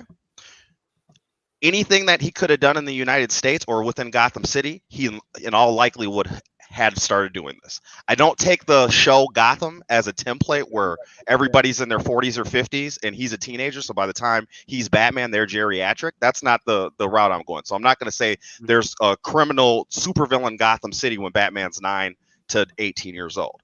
So you have the normal mob, you have the corrupt police forces. That's where we're at right now. Okay. Batman, is he leaving the country at any point while he's in college on vacation? I would say yes. Where is he going to find his lovers before he becomes Batman? He has, women that show him a different thing in life, right? To make that designation that he's really going to take this choice and take this step to become Batman. So he has these challenges in his life. Beyond that, he's going to hit the books hard, right? He's going to do what he can on his own. So when he's a teenager and he's learned these martial arts and he's upset about the crime in the city, he's going to push himself. So again, using Brad as the example, Brad might practice daily in martial arts, but Brad's probably not walking up to gangsters on the street and getting his ass handed to him a few times on the come up. Also, if we're just using the basics, right? So if we're just using those basics before we get into college and get after college, Batman's not coming out on the first day as the Batman that we know him to be when he's on the metahuman level, like Brad brought up earlier. So Batman's gonna get his ass handed to him in that first couple of years, and you have comic books where he's getting his ass handed to him, including year one in those first couple of years, because he makes mistakes. Right? He has to do trial and error. He doesn't know the effect of fear. All of those things are a work in progress. Right? Now, if we take the new 52 time, in which I think is stupid, but to progress things along, Batman did everything that he was. By the time Justice League Origin starts, Batman had been Batman for 5 years, and everything that he'd done supposedly happened within 5 years. I only use that so you can sit there and justify having as many Robins as he's had. Okay, between the time of him becoming Batman and Damian Wayne showing up when he's in his late 30s to early 40s. Okay, so if I guess, what does New 52 give you? One Robin per year before Origin starts? Is that how it works? Do you figure? Roughly, I guess. Yeah, I think it's stupid, but I mean, if that would give you if we're on my timeline from say 26 to 31, he's had 4 Robins, and or 4 or 5 Robins if you're including Stephanie. And if we're going off your timeline and he's 31, then he's 36 by the time he has had Damian, or not Damian, but he's on his last Robin before Damian. I think it's plausible if Batman's on patrol every night that he's gonna evolve his game faster than most non-metahuman, high peak human beings, whatever you want to call it. I think that if Batman graduated at 23, got his law degree by what? 3 years from 23 is 26, right? You don't think that maybe he was taking multiple disciplines at the same time in college? If he wasn't taking multiple disciplines at the same time in college, do you think that maybe he got his law degree in his first few years as Batman, because he sees the things that he has to overcome. If So you his look, okay, go ahead. if you look at the Secret Origins thing, where he starts his basic martial arts training, his basic stuff at Mhm. around 14, and some stories have him traveling the world from 14 Okay. to 21.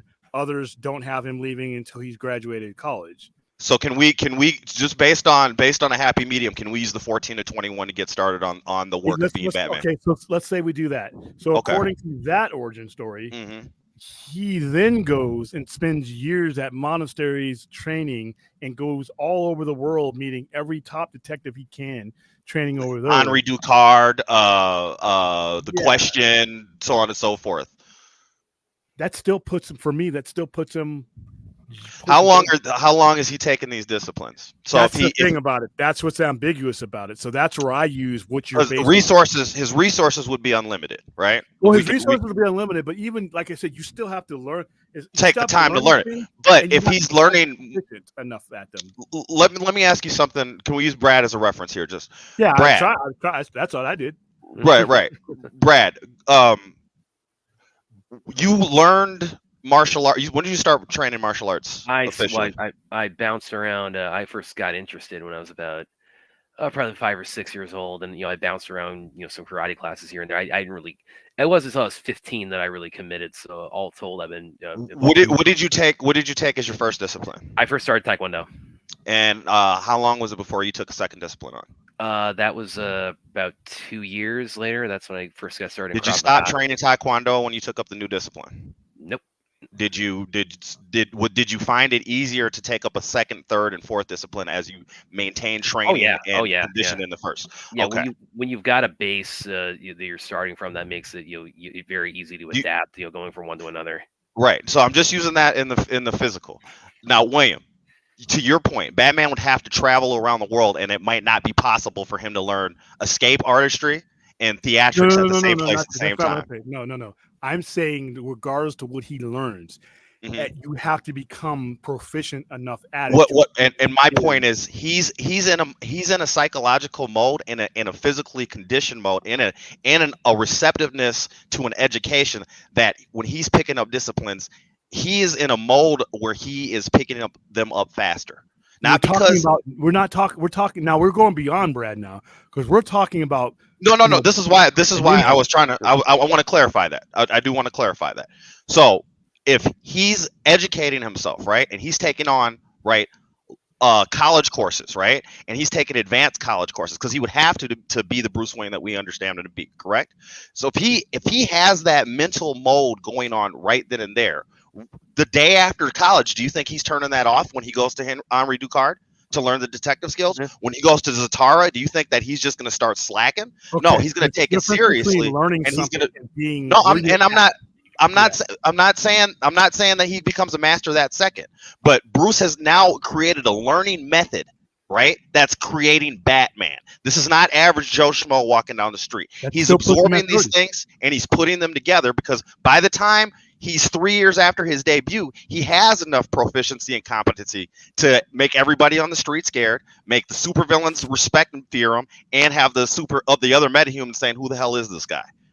What's going on over there in Gotham City where nobody knows what's going on tonight?" This is 3 years into his career. So he cannot just start from get back to the city to be that proficient without already having that mode in there. And I think you would agree that he mentally was prepared to take on the task that he took on, this insurmountable task of taking crime down in Gotham City. And within his first year, he embarrassed the mob and sent their ass packing. So he successfully did it. Depends on who's writing him to.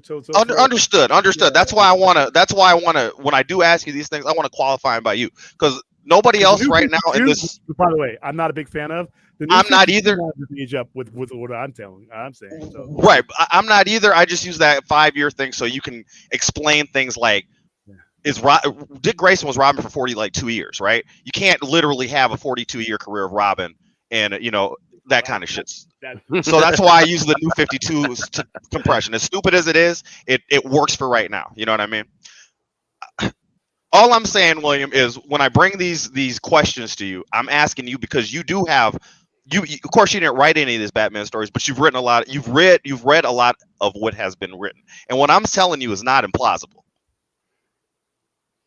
Yeah, well, and to with everything Spidey's saying there, it's like because I do see, I see where William's coming from about like the need to master an array of not just fighting skills, but also like again supplementary art, like escapology and detective skills, and all this. I get what William's saying about the need to master, not just get good with that, but get to be the best there is with that. But then also like I think Spidey, that is a knowing Batman in his totality as a character. I think there is something to be said for the fact that that he is. You can make the argument that Bruce Wayne is a kind of like a 1 in a million kind of specimen in terms of like his drive and his learning aptitude and his ability to absorb information. And so when you have that angle to it, then it's like, yeah, I think that's also something that can be taken as canonical in terms of like, I mean, like in terms of like his fighting style. I mean, Batman is canonically said to be like a master of 127 different martial arts. I mean, that's like, Yeah. I mean, I've never met anybody who could. There's that nobody. Alone puts him for me. That is, and But he's down in the cave every day training that shit, William. Well, it still takes time. I know. Rome wasn't built in a day, but right now he's got Pax Romana going on as Batman. And you feel me? But there's also it kind of goes back to what I said too. It's like because I had a base and because I had a base, in one art, it makes it easy to transition from one to another. So, you add that into it, and then compound that with Bruce Wayne is he has just he's just a sponge that just absorbs all the physical and mental skills that that he can. That's like again that's something I think that you can reasonably account for. It's like, okay, how does he know? How has he got like this vast of a skill set and a physical capability and the fact that he's at the level he is with all of that, like it's like that is borderline superhuman. But in his case, what Spidey's saying, the idea that the switch is flipped in his head as soon as his parents are killed is like that's when Batman mentally is born, and that transition turns Bruce Wayne into some he is a again a 1 in a million case where it's like he can just I mean you read about cases of people like you like throw like 57 quarters on the table in front of them. It's like most people can give you like a rough estimate, and there some people say it's like, no, that's 57 quarters. And Bruce Wayne is like, if you can think of like comic wise, like somebody who like mentally and physically would have the aptitude to be at that level of like they just can get just sharp at so many things, just in a what would usually be an unrealistically short time frame, then yeah, I could definitely see Spidey's argument of like, yeah, that's like Bruce Wayne is the exception of the exception to these things. So and even if I add the exception, there's just too many things that have happened, and the Robin thing's a big thing. I didn't even go with that one. Right.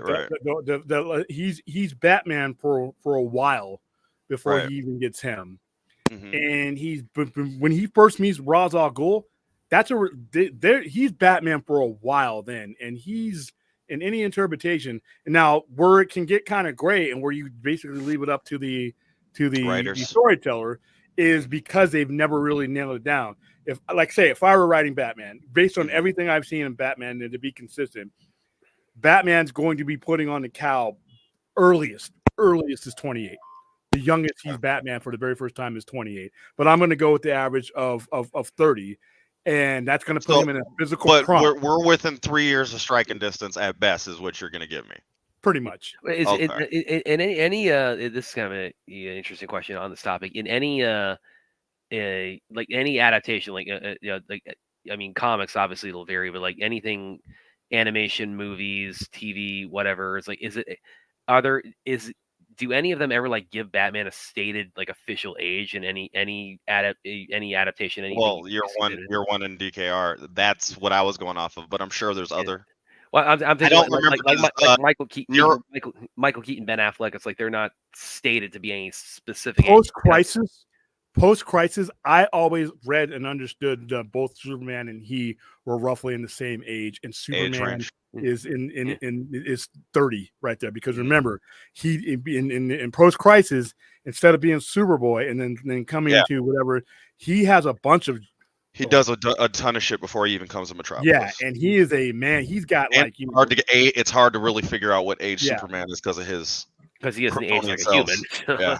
Yeah. And then when you hear Batman speak and where you see how he's lined up certain things, he's talking about things that have happened a course of, a certain amount of time. And that's where I'm adding into it is the fact that, given what he is capable of doing and the proficiency, even as a prodigy, you're talking about being able to take on professionally trained assassins 1 on 5, 6, and 7 at that time. Even if you're being purely just suspending belief because it's a comic book, you still have to have enough experience to where it becomes instinct to you. Even no matter how young you started at something, as a grown-ass man, there are certain things that have to become in. I could be taught at age 17 to fire an M16. But by the time I'm 7, 8, 9, 10 years as a soldier, I'm probably going to be able to. There's certain disciplines that you develop because you're doing it and you're getting other training to it. So if some mobsters that lived on your street shot your parents down in cold blood and then you learned how to do the M16, I feel like your proficiency might just be a little more focused. But that's the Batman argument. But I also want to go back to this. Year 2, if I'm not mistaken, the one that Todd did, that's the debut. Robin debuts in year 2 if we're going off of that, right? Because Barbara is year 3. If we're going off of the year 1, 2, and 3 format they did. Yeah, which means he's much older than right. But I'm just saying, if we're using the new 52 timeline for the 5 Robins or whatever, or 5 years, you can say Bruce was solo 1 full year, picked up Robin in a second, and then you start the Robin time. That's a stretch, but okay. I'm just saying because you can't. Tim was fucking Robin for 22 years. Dick was Robin for 41 years or 42 years. Jason Todd was Robin for 2 weeks. It's like, but it's all over the place. So at this point, Damian's been Robin almost like 15 years or so. Yeah, Damian's 10 when he's first Robin, though. So he's still 14 right now. That's that comic book. Yeah, so we're talking about like a comic book time dilation. But as far as determining how old Batman is at any given time, you even in all time, if you're just picking up a Batman book and he's proficient, I'll put Batman at around peak Batman is 33 to 35 years old. He's going to be Ernie Hudson physiology. Right, for sure. So like a 40-year-old Batman's no joke. That's not what what I mean. But peak Batman's 33 to 35. Exactly. Yeah, for sure. And I think in Hal Jordan, same thing with Hal Jordan. Hal Jordan, I think all these guys are in the same 8 to 10 years in the game is just about enough time for Batman to be fully warm, be Justice League level, and everything. Yeah. Now everybody but Wally West, because Wally West has always been stated as being considerably younger. Not Wally West. I'm sorry. Barry Allen was considerably younger than the rest of the crew, and that's throughout history. Mm-hmm. But everybody else has lived lives before they become, before they put on their uniform. Superman, and especially in Post Crisis, has lived a full life and then heads to do this. Batman has trained and like I said, become the best at what everything he is. He's the best at it. I just want to boomerang back to this point. Year 1 does show us Bruce is making mistakes a lot, and I feel like a lot of being Batman early on is Bruce making mistakes, and making mistakes means you have to correct those mistakes. And the furthering of the education, the furthering of the training, the whatever you want to call it, he's still in development after he debuts, but he's in development. I just think the only dispute we have is when did he debut? Right. And so, like I said, it sounds like we're at best we're about 3 years in a striking distance. At worst, we're about 6. Yeah, because I think that he's right. Me personally, if I was writing him based on everything I have, at my disposal to look at it and determine, Batman is 30 the first time he puts on a Batman costume. He's at his physical prime. He's got years of training and discipline, and a lot of people who train and have these focuses, they're disciplined and they're patient. So there's no need for him to rush any of that stuff. I mean, he wants to be at the best. He wants to study. He wants to have these answers. So even Batman, that's where I think that happens from 9 on. He makes the decision he wants to be the best at 9, right? Yeah, We know he that also is in. Remember, Alfred is in his is caretaker. in charge of him, and he's not going to be allowed to do certain things. But are you of the opinion that Alfred's MI6 or MI5 or SAS? Are you RAS, whatever? Enough people who've written him that way that I buy it. Okay, so then Alfred would have been training him too. But also, Alfred would have also not put him. Remember, Alfred pretty much has an oath to Bruce's parents. Right, he doesn't want to put him into a point of danger, but he would He's also not the 10-year-old out there. right, but so I'm not saying he's putting him out there on the street, but he would put the boxing gloves on Bruce. He would let him know some of the techniques and the things that if he's an RA, I can see them sparring. okay. But then there's sparring, and then there's ninja. Okay. Well, So this question. there, you do have a few questions in the chat, especially by Anthony. Anthony. So of course, Yeah. we got He's begging me to bring up. When we got introduced to Harvey Dent in the comics, I just remember Harvey saying that by the time of his second year in law school, Bruce is in the middle of getting his doctorate. Yeah, I remember that as well. So how old is he's a forensic psychiatrist too. He's a Yeah, profiler. That's another thing. I said he's a polymath, so he has a physics degree. I left that one out. That's a but he's not. But when you're a polymath, you're not getting them one at a time. You're getting them at the same time. If you're that good at what you're doing, you're getting them all at the same time. Well, you can double major, but generally, Now you're talking about having time to do all these other things too. That he's, So yeah, this guy is the best you could possibly be coming out of the box. I think he's 30. I would have to say 30. All right, what else you guys got for us? And you also have to realize how old Harvey Dent is. Remember, Harvey Dent is what you described in the comics as a young up and coming prosecutor in his 30s. So, I mean, like I said, a lot of it is going to depend on who writes it and to fit the narrative, because you have the license to fit the narrative. And 85 years, there's no wrong answer. Really, there's just no wrong answer. So do we get Tom King to settle this since he's the technical Batman writer? You know what I mean? Yeah, you could composite, but like I said, if I'm taking over the book, I can easily dismiss. Even if he graduated, and see, some of them is he traveled the world and everything else.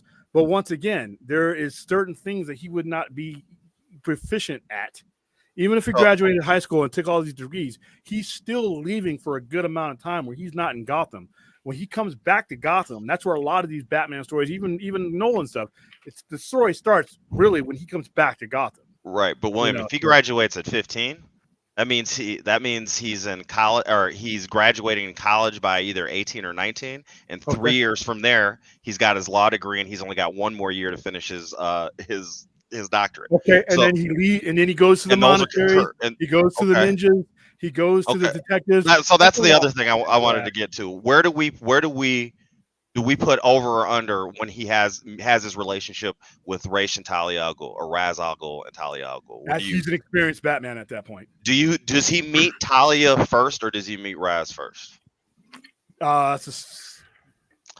Do you meet Talia as a teenager, and Ra's is manipulating the situation? Yeah. Oh, okay. Yeah, she's a grown ass woman, and he's been Batman for quite a while. When Son of the Beast and all that Demon has that. That's established by Ra's, because remember, he's been watching him before they even meet. He's been watching him, and he has the utmost respect. That's why I love the way he calls him detective. He doesn't call him Batman. He calls him detective. Yeah. He respects him that much. So he's been Batman for quite a while when they first meet. Back in Detective. Hank has another good question. Maybe you can hit him with this one, Brad. Did he study college abroad? I've always heard that he graduated from Gotham. I mean, like I said, what did he study though? You see, it's ambiguous to what did he study abroad as far as. He could have been saying that I'm going away for holiday to study abroad, and that's when he was doing his other studies, such as escapology, pantomime, theatrics, ninja. But I equate the ninja with the League of Assassins, right? Is that where you would put it, or do you think that? He has another he has a different master, doesn't he? What's his name, William? What's the martial arts? The one martial arts master they do name? Lady Shiva. No, not Lady Shiva is one of his. Definitely one of his. She can best Bruce. And she's from the League of Assassins, if I'm not mistaken. But there's another guy. What's his name? It's the Sensei dude. What's his name? Oh, dude. You know what I mean, though, William? Okay. Yeah. Yeah, who's the I can't freaking think of his guy? name right now, Neither but can I. it just made me think of that. It's I like know who it you're sounds like a talking about. Japanese name, but I'm not 100% sure. I just think Oh, the man. time it takes to get to this point, and 30 is young for him. 30 is like that's a lot of life that he's gotten compacted, a lot of training that he's gotten compacted into such a long time. But here's the thing: where all of you guys can be right because nobody really nails it down that way. And then with DC's continuity, it wouldn't matter because like what you bring up with him in Dark Knight, the continuity has been so blown up. The very year that the Dark Knight came out, they blew up that continuity anyway. Well, yeah, it's Earth 31 right now, but I see it as so far DC defaults to that as his origin story almost every time, no matter how they blow things up. Yeah, that's him. That's him from The Man Who Falls, which is a lot of okay. Yep. Good shit, Music Man. So listen, to settle the debate, I mean, like Clint would always say, I'm not going to change your mind. You're not going to necessarily change mine. So we'll let the people in the chat vote on what age they think Batman was based on our arguments. Okay. Okay, that's not unfair, right? And then and then the answer to Anthony's question from my point of view is yes. And I got a question for Music Man. Who did he meet in year 7? I'm sorry, I wasn't following along. What's going on? He meets. I think he's talking about meeting Ra's al Ghul and Talia. Oh, okay, that's what I mean. He's been Batman for quite a while when he meets them, because because there's a lot that Ra's has been watching him. Mm-hmm. He chose him. He chose Batman to bang his daughter and bear him a grandson. To be the perfect replacement for the League. Yes. And she's crazy. That's why I hate that they took an Academy Award-winning brilliant actress to give the worst portrayal of that character. William Brad, participate. Put your number in the chat. Hank is a bold one. Hank said his Batman's 23 at day 1.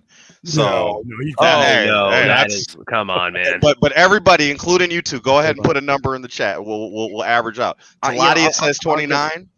We'll come up with we'll figure out what everybody thinks, and then we'll average it out. I'll give a range. I'll say Brad, you got to come up with a definitive, just like everybody. Well, they didn't come up with a definitive. You got to let your nuts drop, Brad. We're looking for. Let's say 27. Let's say 27. All right, Brad's giving us 27. Type it in the chat, Brad. Okay. You know what I'm saying? Fourth says 33. Fourth is closer to where I'm at. Fourth is in the William argument. You're going to have 2 sci-fi centers in there saying different ages. So William is 30 and I'm 27. Okay, but I got you guys. Music Man, go ahead and pop your number in there. Ruthie, if you're still here, pop your number. Rax, Larry, come on. Anthony, you've been talking a lot, so hit us with a number. Oh, jeez. Droga, go ahead and throw us like 15 or 17 or something. Bring that average down. Yeah, Anthony, I'm sorry. We got to get Daryl's opinion for sure. You know, Daryl's got all the votes. Larry's close to me. Larry's right on. Yeah, maybe just. Yeah. Music Man's with me on the Batman year 1. Skeptic says 32. Larry hits your low end at 28. Yeah. Anthony says Bruce is 23 as well. You got 2 23s in here. Wow, that's 23. There's no way he's 23, guys. 26 from Rax. Okay. Hank, same for Hank's opinion. Well, I think that's fine, Hank. I can agree with that a little bit, but he's still at a certain level when we first see him. You never stop learning, but he's at a level of ass kicking. Rational Skeptics coming with some evidence. He said Robert Pattinson's Batman was 34, and that was year 2, so 32 years old. Yeah. So he thinks 32, I guess. Larry says he'll eat. Hey, Larry, we only need one number. We're trying to get an average. So Larry went from 28 to 33. Okay, so go ahead and add up all the uniques, Brad, and then divide them by the number we have. Give us that average. And that'll be the Sci-Fi Center average Batman age. Okay, so there. And Aaron, is Aaron still in the chat? Can we get a little Aaron action on that? I think we wore Aaron out today. I think. Oh yeah. You guys, you wore my sister out. Like, it's like, guys, what are you doing? Don't count Larry twice. Larry said keep it at 28 for the average. Brad, that's still well within, You no, I'm just saying. 29. Now Larry's changing to 29. You pick something. 33. There's mine. 27. Did Droga hit it? Give us an estimate, or is he? Oh, by the way, this guy didn't give us an estimate, and you would think he'd have some theories. So what are you coming up with, Brad? I'm still adding them up and make sure I got them all. Okay, another 25. Let's see, 28, 32.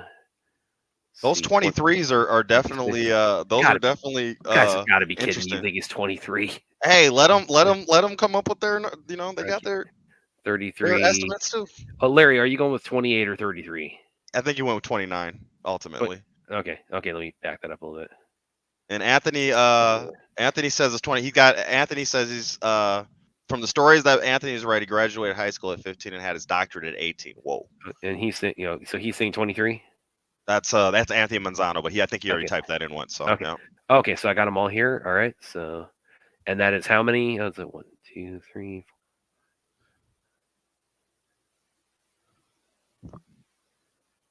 Okay, it's 10. And Williams Pants said 28 long. 42 for Clint. Okay, so I got to add 2 more. 42 is the answer for everything according to Clint. Well, so. 42, yeah, that's not, yeah. That's not. No, that you're just. That's a bat flick. Do I? Well, yeah, but that he's more of a one-off. Yeah, well, 20 years in Gotham. Yeah. Do I have to? Yeah, that's not when he's starting it. Do I need to put in Williams Pants estimate? No. Okay. So what is the average you got as for us? So that is 28.4. So okay. So right around where William has his low end estimate. Okay. So for the Sci-Fi Center, the answer is settled. Batman was almost 28 and a half years old when he hit the streets first time. According to the Sci-Fi Center. That's pretty close to what I said, because I went 27. So yeah. Pretty close. Yeah, that's not far off from Spidey's estimate. My particular one, I would go with the late 20s, but I'm just going to 30s. 30 is going to be where, just given where he is at in the story and so many stories I've read and the things he knows and where people meet him and describe him being at, and in correlation with other people who, and the Robins, all that evidence for me says 30, and in comic book time telling, he could be 30 for the next 60 years. It wouldn't, right. That's just where he is as far as where it goes. Like I said, his is actually the hardest because of the different ways. Hal Jordan is easy. You can just take a military career. Yeah. You take a military career plus he's an independent officer. Yeah, he's a contractor, so he's doing test piloting for an independent company. But those companies don't hire you unless you're literally. They only hire the top 5%. Yeah. Well, Justice League members are gods, right? So everybody's top tier, right? Yeah. Well, just him as a. So I'm thinking he's an 05 or a lieutenant colonel, and given the average age of an Air Force or an officer in general to be at that age, I'm putting Hal Jordan as actually the oldest of the original. I mean, his temples went white faster than anybody else on the squad, right? His temple, his hair, and he has the cockiness of a pilot. Yeah. So he's not. He has a youthful cockiness because everybody that straps themselves in to a government issued jet, they know they're the badass of the sky right there. Yeah. Pilots are we're putting you in a $50 million. Right. You're that motherfucker. Asshole. I don't want humble when I'm putting you in a jet and sending you over. And so he's got everything that tells me that he's probably the oldest of the Justice Leaguers. Wonder Woman doesn't count because she's immortal. So, 5,000. 5,000. And then the easiest one, Green Lantern, Hal Jordan is easy, but on the other end, Barry Allen, because I do it all the time. Yeah. So however young, the youngest one you think, Barry's under them because they establish him as that. And he's always just getting started at his lab and all this other stuff. So Superman's is kind of weird because of the Legion of Superhero shit. Well, because of John Byrne fucking everything up. Yeah, I love John Byrne. He's a legend. But and then if you go off of Smallville, I mean, this guy was Superman well into his 30s. Tell Audio real quick. Because I saw you were in backstage. It's like I think right now I don't think we're doing a full panel tonight. We just brought on Spidey to talk about this. So where do you put Batman at retirement? Is it 45? Is that pretty much the standard, or does that fluctuate? I would put Batman given the shape first retirement. First retirement. Okay, 50. Okay. Yeah. Salati, don't think like we were ignoring you. It's just that because Drogo's almost came on earlier, but yeah, did we cover everything? Oh, we did cover. Let's cover Twilight. You know what? Fuck it. Bring him in, everybody. Now you can bring him in. Okay, right, guys, you want to come on? Well, thanks for bringing me on for the debate, William. Hopefully, I told you I would because last night. I mean, that wasn't just something that we were spewing out. That was actually something that could be discussed. Yeah. and you could come to an equation. And so I'm just based on all my years of reading Batman and everything on all levels that's been presented. I come up with 30 for him. Hal Jordan, like I said, if you go by the He could almost be proficiency of 40 the years fighter old. pilot, Yeah. you're talking about somebody who's in their mid. And he has a lantern ring to keep him protected, so it's not like he's taking hits and wearing his body out. You know what I mean? For the most part. I mean, he's still getting messed up here and there, but yeah. But And Martian Manhunter is somebody you can't really age out. Yeah. Yeah, so you can't really Whatever the time that the whatever their lifespan is times whenever the Martian he could be civilization 1,000 ended. years old. Yeah, For all we yeah. know. I mean, Yeah. Don't say it. all right, Clint. hold on before anybody Hold on, Clint. starts. No crazy shit tonight, all right? Okay. Clint, don't even think about saying it. Yeah. Okay. Yeah. Clint. Yeah. Fourth Yeah, is looking no, Did you William, say that, Keith? but you Oh no, don't do that. Like I thought he just said that and left. That was his only purpose for coming in. He's just doing Yeah. some weed, chilling out. Yeah, no, William. For me, I'm surprised. I thought John would have been as arrogant because he's not only a Marine, he was a Force Recon and a sniper. But Those he's guys got are that. He's got that friggin' discipline. arrogant. John talking about may John be Stewart? arrogant, but yeah, he's not. No, John Stewart. But he's not going to sit there and let it show. He's got leadership skills, and he's cool as it gets because of all his discipline. Marines aren't cocky like that. They're cocky about being Marines in general, but in practice, those are some of the most disciplined human beings on John the Stewart's planet. got the discipline. Yeah. That's why his constructs are so boring. But he's. And as is he a leadership Marine goes, officer or is he top tier. NCO? Did they? What? I never really looked into No, those. they said he was by the time he became Green Lantern, he was a lieutenant colonel. Okay, so you're talking about somebody who has the discipline because that guy is an infantryman who has lives in his hands. So they're not impulsive. John They're not Stewart's that impulsive dude. at all. So it's not like a fighter pilot that does crazy Tom Cruise shit. When you do shit on the ground, you can get people killed. So those guys, infantry officers, they're probably some of the best leaders you're ever going to find anywhere. So, William, why do you find it hard to believe that what I said that Bruce would be 23 at year one? Because there's certain stories that have him that young at year one. I'm just kidding. Because I just don't think you given everything you'd have to do to get started on that, even at the youngest age, there's still a level of proficiency that you would have to get to become what he is the very first time that you see him. How old do you think Terry McGinnis was when he became Batman? What's up? How old do you think Hey, Terry Claudia. McGinnis was when he became Batman? I don't care. How you doing, Claudia? I'm good, man. Yeah, yes. Sorry if it felt like you were leaving you hanging about there. I wasn't sure if we because No, I Right, wasn't right. too sure either. It was like when I saw Spidey, I was like, "Oh, is Spidey good? Is everyone else joining?" Or I don't know. think that he's special. Yeah, please don't think. No. This was an Yeah. ongoing battle. Because What's going on, Claudia? Drogo almost came out when Spidey initially did. When Makeler's like right now it's just Spidey, so I wasn't sure if that we were doing like a panel yet. So yeah, don't feel like we were just ignoring you, man. Yeah, I no, think- it's all good. That's why I was still interacting in the chat. Don't worry.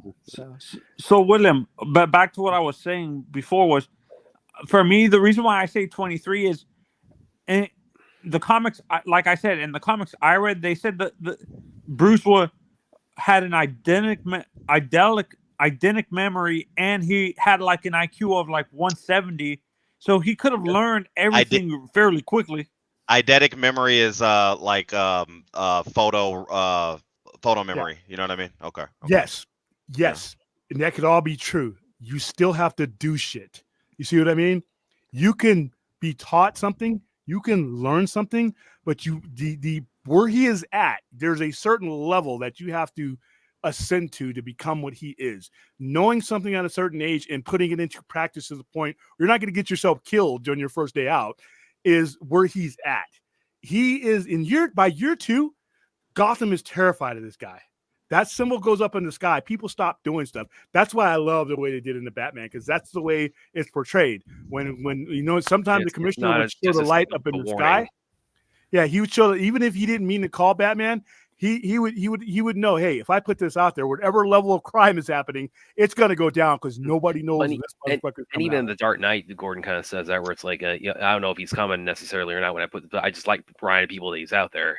Yeah, Hank's got an example using Tom Cruise to give you kind of range for Hal Jordan. Oh, to you give you a can't. little idea. Tom Cruise is immortal, bro. That's not. No, I think Well, it's he said Maverick, he's talking about Maverick, the character, not according to necessarily Google. Tom. Maverick is 23 years old. He's a fighter Okay. pilot in the movie Top Gun. All right, so two different things. One of them, from what I understand, and they could retcon it, but Hal Jordan's Air Force and Navy. Navy's different because there's different types of training. You carrier, you go through extra time carrier, but even that, he's 23 now. Tom Cruise, Pete Mitchell, is 23. He is an 03, which is basically a captain anywhere else, but he's a first lieutenant, which is right where he he came in with a degree. Yeah, Or you came have in to with a come in with college a degree. Yeah, Yeah. you have to have the degree, and you have to have the flight engineering and all that for Navy. Okay, so he's 23. So he's nowhere near. He's a Top Gun candidate, but you're talking about flying normal Tomcats for when he starts out. Then he goes to combat and everything else. So he's roughly 57 years old when you see him again, because how the movie plays out. He's a test pilot at that point. Now, Maverick's career is different simply because he retarded his career, because once you break 06, you don't fly anymore, not on a regular basis. So there's a difference between what Maverick was doing, because remember, Maverick should have been a 2-star with all his commendations and everything. Maverick should have been a rear admiral, upper half, but he wasn't, because he jammed up his career and he told us, I'm a pilot. That's all I've ever wanted to be. That's not just what I am, it's who I am. So he knows once he reaches a certain rank, he can't be. So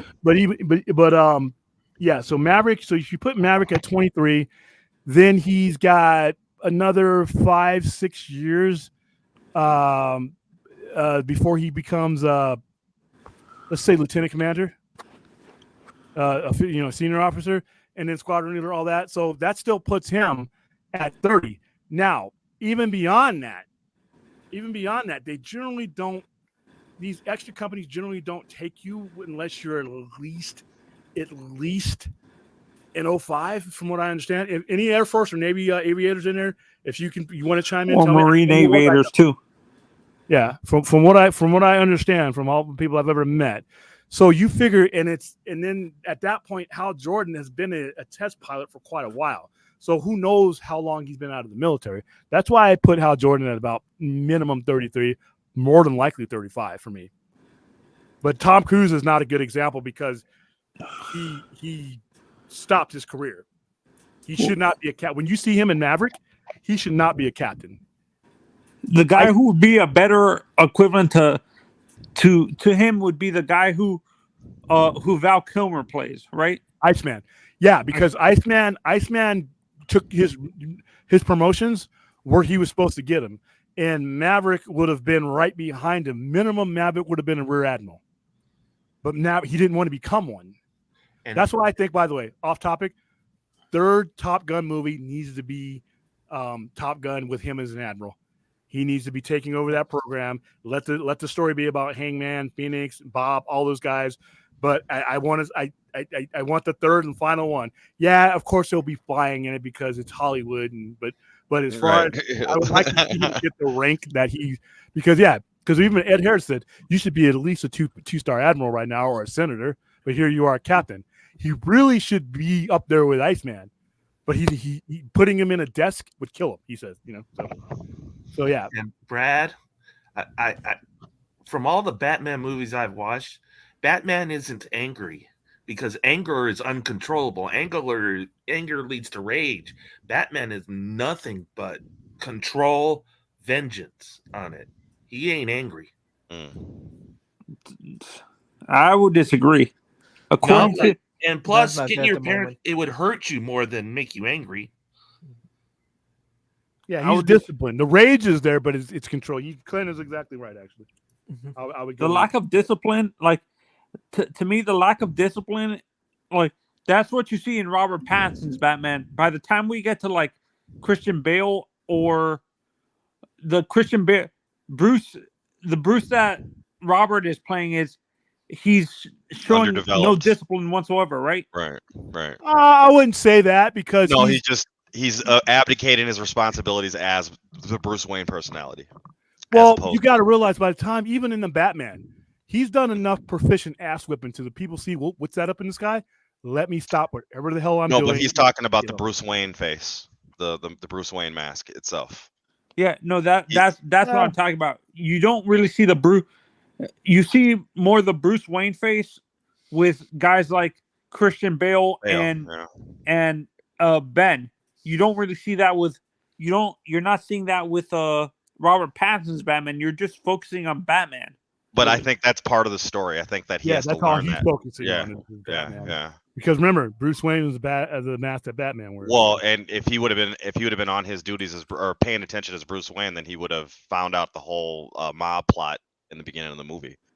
Because he had the paperwork in his office as Bruce Wayne, but he overlooked it because he was so focused on the Batman aspect of the work. So, at least that's how that movie portrays it, anyway. Yeah, 85 years, you don't really have a wrong answer. Whatever the next guy who writes Batman is the guy who has the right answer. I'm curious to see where in life that the Scott Snyder's Batman, Absolute Batman, where he is, right? Yeah, that's going to be super interesting. He could take it an entirely different level with everyone he's got going on, because there's different circumstances that we now have to, whatever circumstances Scott Snyder says is what we have to apply. Axe on his chest, William. Yeah, that's fucking cool. How about B&B? At what point? How old is Batman by the time we get to Brave and the Bold, like the actual comic? He's probably mid-30s, pushing late 30s minimum, because he's got all this going on around him. Brave and the Bold is way more than the Bat family. That's anybody and everybody that's in Gotham City showing up, or superheroes in town or whatever. Yeah. But the Batman that we're going to see James Gunn do is going to be an old. Probably 40s. Yeah, because he's got a 10-year-old kid. He's got a grown-ass Bat family that been in the game already. Yeah. The only purpose of the Bat family is to die. That's all I want them to do. Is kill. That's why I called in. I was one of the ones that killed Jason Todd. You wanted Jason Todd. I'm a Dick Grayson fan. I can't even play around with him. Dick Grayson's that dude. I wasn't just killing Jason Todd. I was killing the idea of Robin. I understand. So William, you're thinking Bruce, by the time we get introduced to him, he's in his 40s already? And James Gunn, yeah, because if we're bringing in Damian Wayne, now we're talking about physically. He's got when he met her, we know when he met her where he was at, and Damian Wayne's, you can use him as a barometer. Plus, you have a grown Dick Grayson, and Dick Grayson was considerably younger than him. Hank said he called in too, William. Yeah, here you go, Hank. That's what we do. I saw Forrest asking for the link, and I don't know. I would invite Hank on because he had some interesting. Well, the link, I put the link in the chat, so you scroll back and grab it. Well, Brad, did you hear my disagreement with you? I stepped away for a second. I don't think I did. So about controlled anger. Controlled vengeance. It wasn't. I saw you type in the chat. Yeah, I do what you had to say. To me, in order for Brave and the Bold, William, this is what I want to see happen. You know how they always say Jason is probably the one that almost, is he the one mentoring, like calming down Damian, teaching him not to kill? No, that's Dick Grayson. That's Tim and Dick Grayson. Yeah, Dick Grayson is. For me, I would rather have the two female Batmans, female Robins, because Stephanie Brown. Stephanie Brown, and what's the other one? He'll eat her lunch. No. Cassie Kane was only Batgirl only. Yeah. Are you talking about? You're talking about what's her face from Dark Knight Returns? And there's no way that they can mention Kelly. Yep. The thing about Dick Grayson and Tim Drake is they are the closest thing to sons that Batman had before he knew he had one. So they know how to relate to Bruce while he's trying to.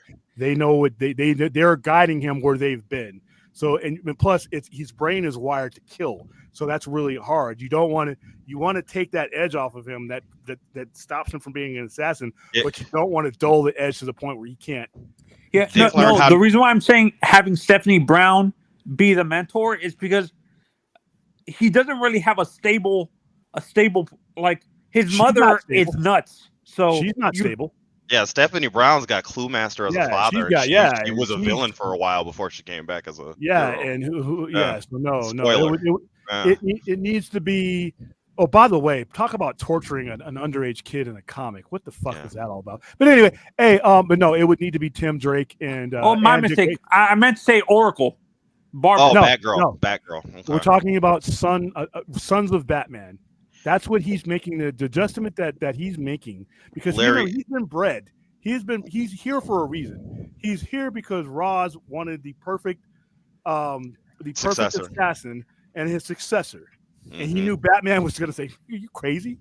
So he'd already tried Batman for so long. Yeah, he offered Batman everything. I said, "I give you everything. You are the epitome of success, of perfection." When Batman said, "No, you're crazy," he says, "Okay, well, you're insane, Ra's. Yeah, here's my like a girl, Ra's. Here's my hot daughter that you just gonna go raw dogging it with." I mean, and he's like, he ordered his daughter out.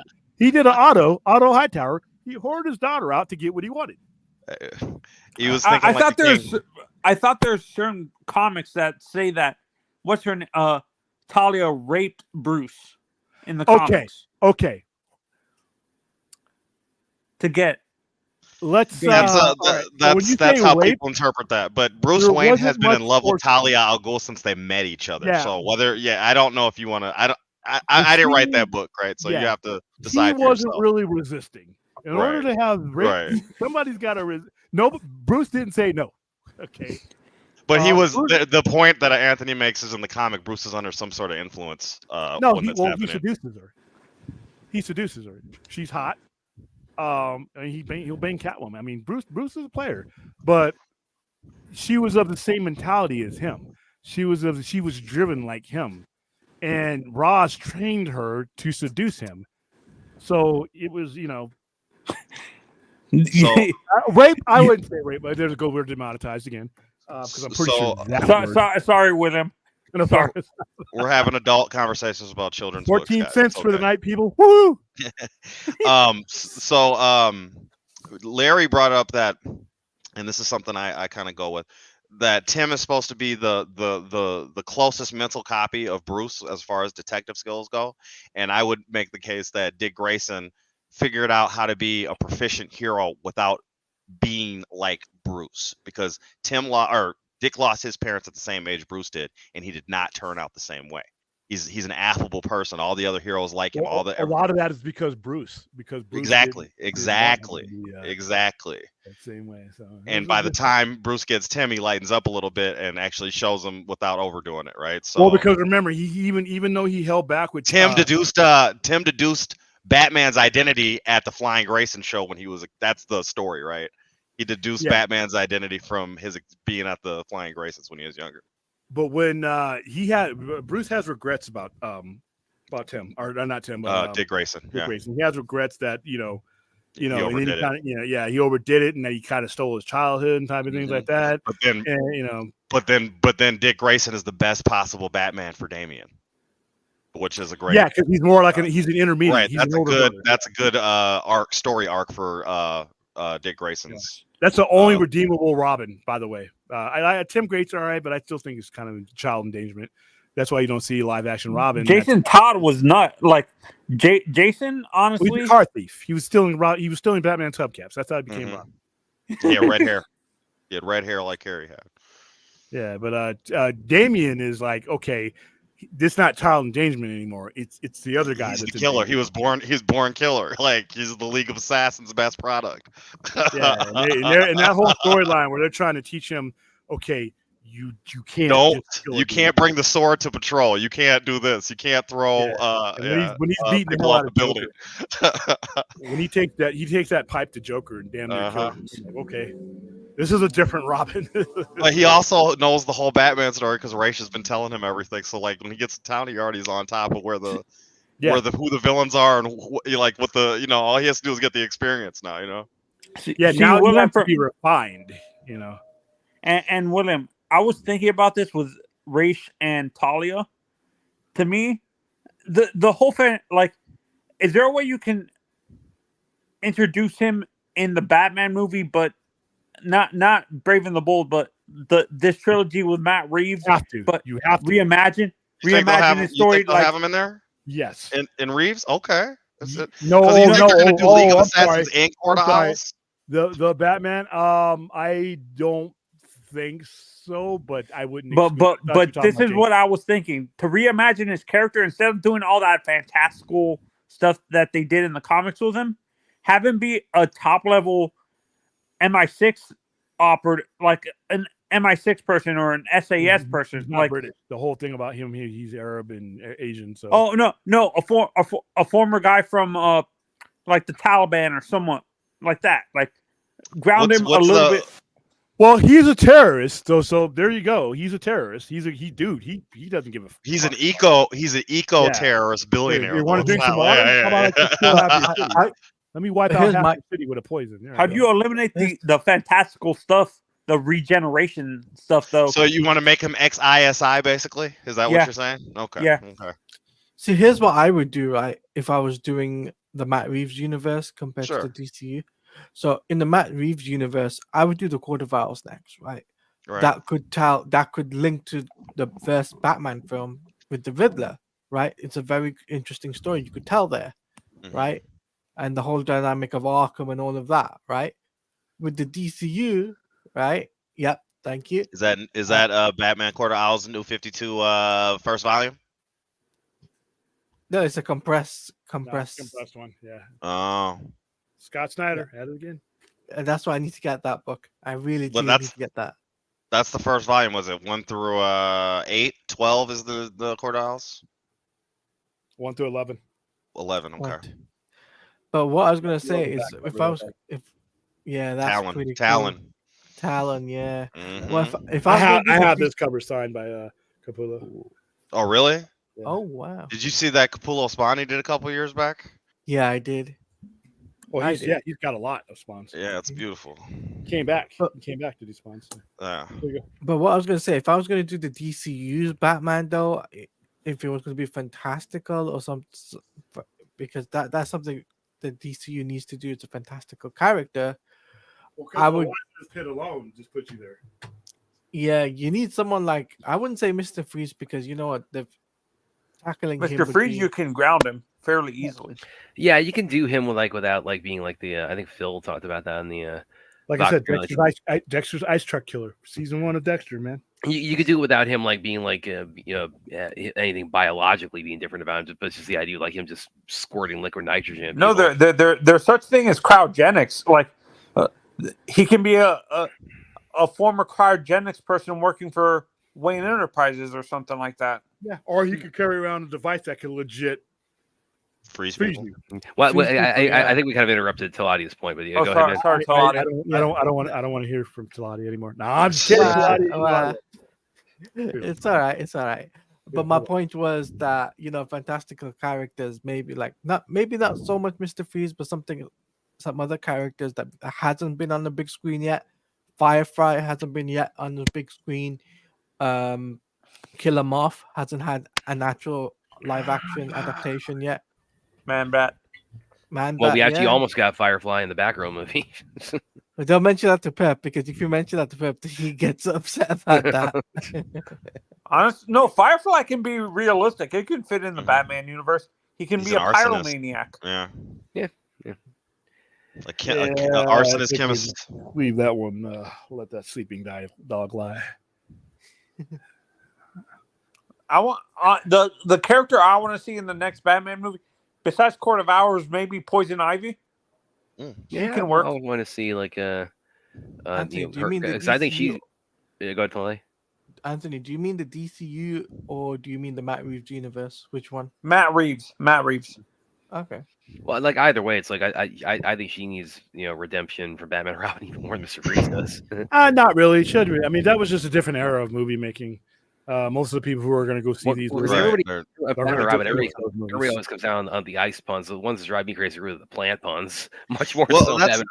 that's the thing, Brad. I know what you're saying, but 30 years ago. Pamela Isley's a really good character.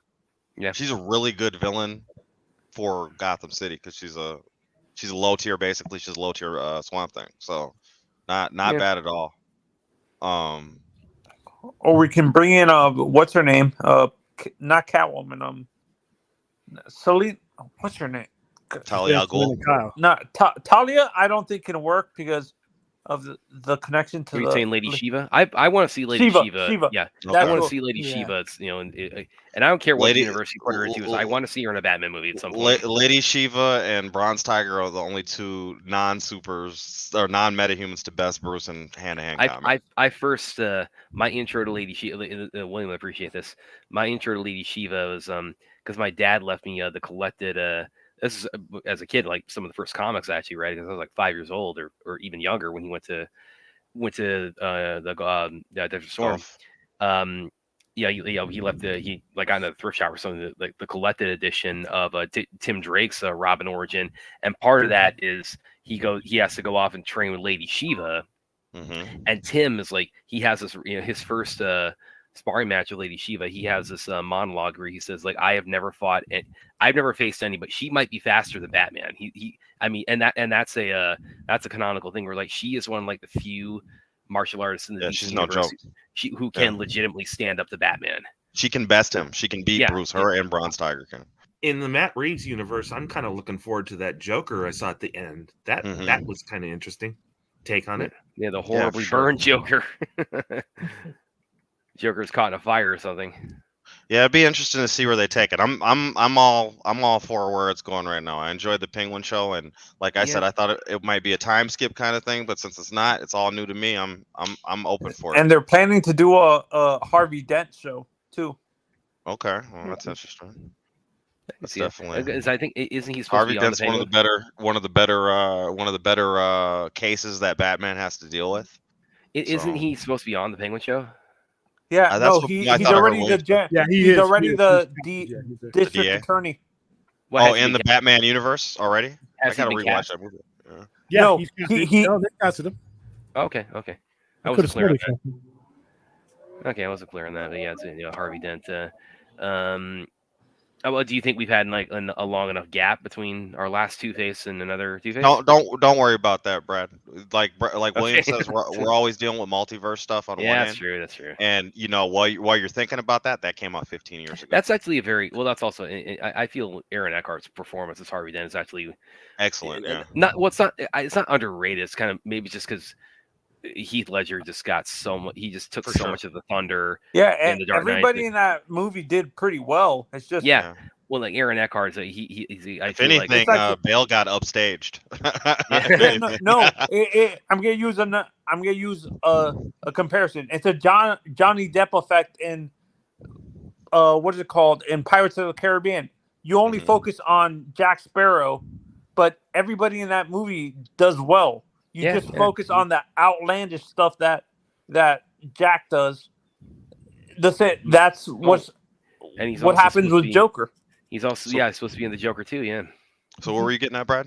Well, yeah, I was just getting. I feel because of just Heath Ledger's portrayal of the Joker, it was so well received at the time that it just kind of drowned out like a lot of the unintentionally so, but it just kind of really overshadowed the fact that you have a lot of kind of subdued the other performances, but that's not to diminish them. Yeah, exactly. And I feel Aaron Eckhart, kind of as Two-Face kind of guy. It's crazy. They blame that whole Aurora thing on that Joker portrayal. The 2012 Aurora, Colorado incident. Yeah. But you know what would be interesting to bring to the table? What's that? Would be Hugo Strange. I agree. To bring that into the Arkham series or whatever that Matt Reeves. Droga. Hey, Droga. I hear we're talking about Batman since it's isn't it Batman Day? Yeah, I'm kidding. I know. It might be. It may not be. We spent like a half hour talking about a storyboard for about that. You spent a half hour talking about Batman Day is over for somebody like Brad, but yeah, for the rest of us, it's still. And Tuladia. No, it's not over for me. Yeah, for us, it's the day after Batman Day. Just now getting started, Droga. The day after tomorrow. The day after yesterday, you meant. But so as I was gonna say, it's like bringing Hugo Strange into the Batman universe is I think it's a big step. I think it could be good for either that or Guns universe, depending on which way they go. Or Professor Pig. Yeah, Pig could be cool. You know, and I remember like a lot with Hugo Strange. He was Robin Williams was actually fan cast as him. I remember seeing him fan cast a lot as Hugo Strange for the Dark Knight trilogy. I could see Talati as Hugo Strange. What do you guys think? Me? Nah, I'm not. I mean, I can see Batista playing Hugo Strange though. Oh, He's yeah, not- maybe, yeah. What do you think about I that, see William? this guy. I see.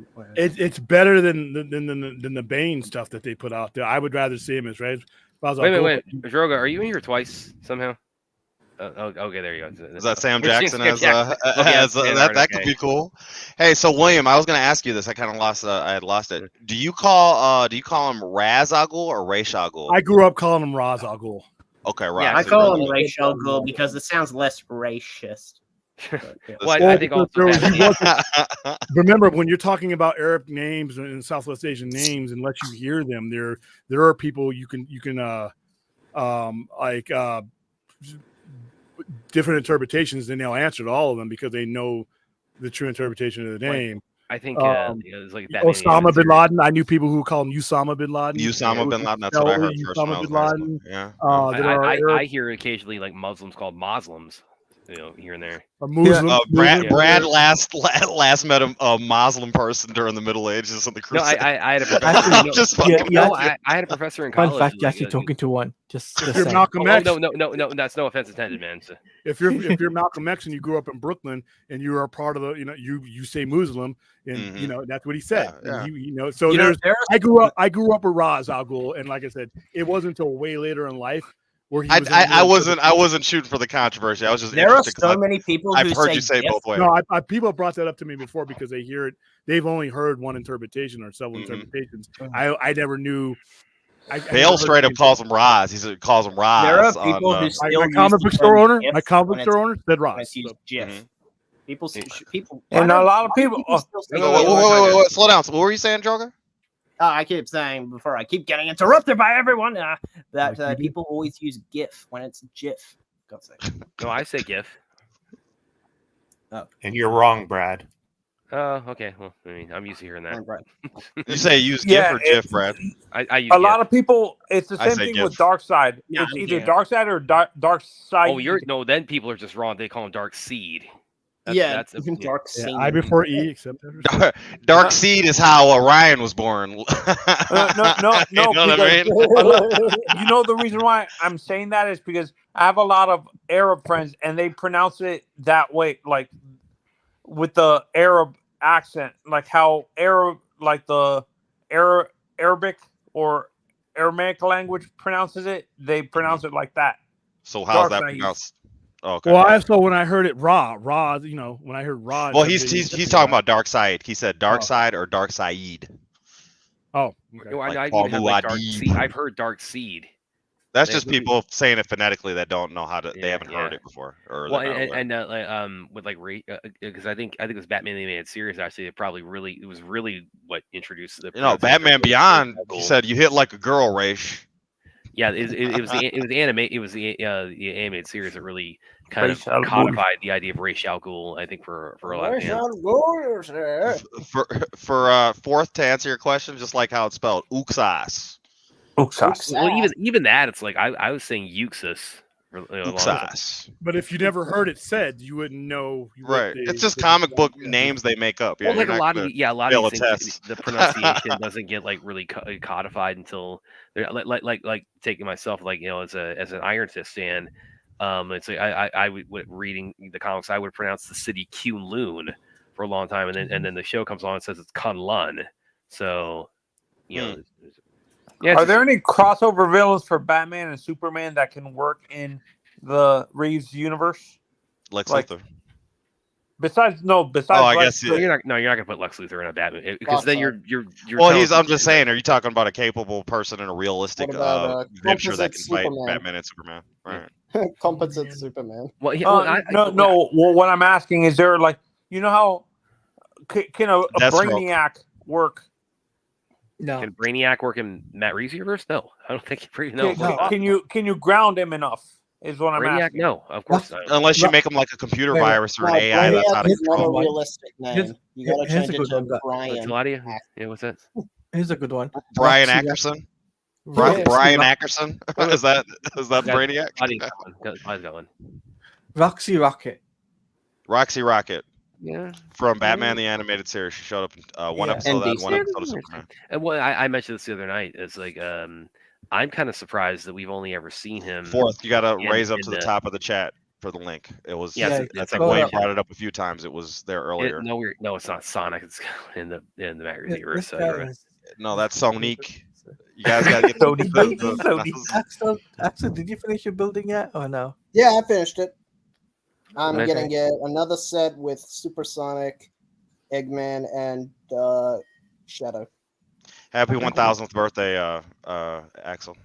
Drogo. Yeah, 'cause the way it's situated, like, but anyway, I was about to wow. say, like, one thing. I'm surprised he hasn't really been. Well, I think Spidey, you mentioned he has been seen in some of the Batman '89 comics, but Max Schreck, I think is like, as far as like an original villain cinematically, he's like I think he's a very he's a villain. Classic. Rorschach. Why are you dressed up like Batman? No, Bruce, shame on you. How about Rorschach? Rorschach in the Matt Reeves Rorschach? universe? You'd have to Yeah. use the question, maybe. Yeah. Yeah. Well, Yeah, that's. I mean, like the thing about the Watchmen characters, it's like other than they're Dr. Manhattan, they could all work. reissues of the Charleston characters, Well, 'cause and none of- like other- like William is saying, the question is Rorschach. Night Owl is Blue Beetle. Both Night Owls are Night Owl 1 or Blue, both different Blue Beetles.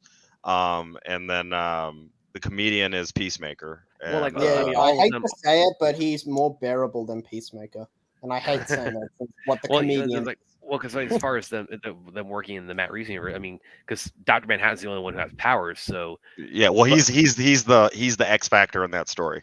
There's Yeah, no yeah. analog for Dr. Manhattan unless you want to use Superman. But I'm going to drop fourth, since you're using, I guess, an Atari computer. I'm going to drop this in here for you. We're going to wrap this up at exactly 11:15. So go ahead and have at it until then, and then 11:15. So, William, did you have a Commodore 64? back in the day, yeah, you have a Commodore Schmidt lab. that was that was Commodore Amiga, baby. those are the best graphics you could get back in that day. Was a Commodore. You're totally not picking up on So the you Batman had the Fred made there. ET game for That Atari was too? Atari. That was Atari, and that was a fraud. PlayStation 5, guys. Yeah, that's what Or I'm playing. That's what we have now. Back. But yeah, that's what we have. You know what I mean, Droga? You know what I mean? Yeah, I'm playing We Infamous. actually had to, like, Commodore and Atari were the PlayStation of his era. Commodore Schmidt lab. Well, actually, the PlayStation and Williams era was rock and flint to make fire. We also get thinks that old Oregon Trail game for the Apple computer is Okay, still. so who else wants to do a Teenage Mutant Ninja Turtles watch party? I can get down I with that, would. especially like the first two, the original ones. I can get No, down just with the that. first one. I can get down with just that. the first one. Yeah. No Secret of the Ooze, no time traveling. The samurai. No. Yeah, oh no, I couldn't even finish the third one. Ra- Holy shit. Rex Oh, corrected the oh, shit out of oh, me. guys, listen. Captain Adam is the Charleston analog to Dr. Manhattan. That's Listen, right. Other thing about that too, Droga, is I'm glad you brought that up because Ashley is actually a really big Turtles fan, so Oh. she would be really down for like a watch party of the Turtles. So Go ahead, Clint. Go ahead, Clint. What do you got to say about that? So, Brad, you're a big fan of Teenage Mutant Ninja Turtles? You know, the thing about it is like it's I wasn't as a kid. I got more into them as I grew up. But yeah, The Secret of the Leo. Ashley. I got all these ones. I've been reading so much IDW. It's so good. I think Raph has a new girlfriend now. It's like a snow fox or some shit. I don't know, but it's pretty cool. But yeah, she Didn't we would have definitely- Michelangelo in the chat earlier? Yes, we did, I thought I saw and I'm sure he was in no way you. He said, he said, Kyle Yeah, Bummer when the Zack Snyder this is conversation where was going on. That was This hilarious. is where my parents died, Raphael. How a bummer, dude. William, I don't read a lot of comics, but when it comes to the villain Mongol for DC Comics, is he more of a Superman villain or He a is a Superman villain. Yeah. or a Batman villain? Mongol He's a is a Superman Superman villain. villain. And he's what he's based on Thanos, right? Isn't that what it or is Thanos based on him? It's not the direct dark side comparison because Starlin made both of them, right?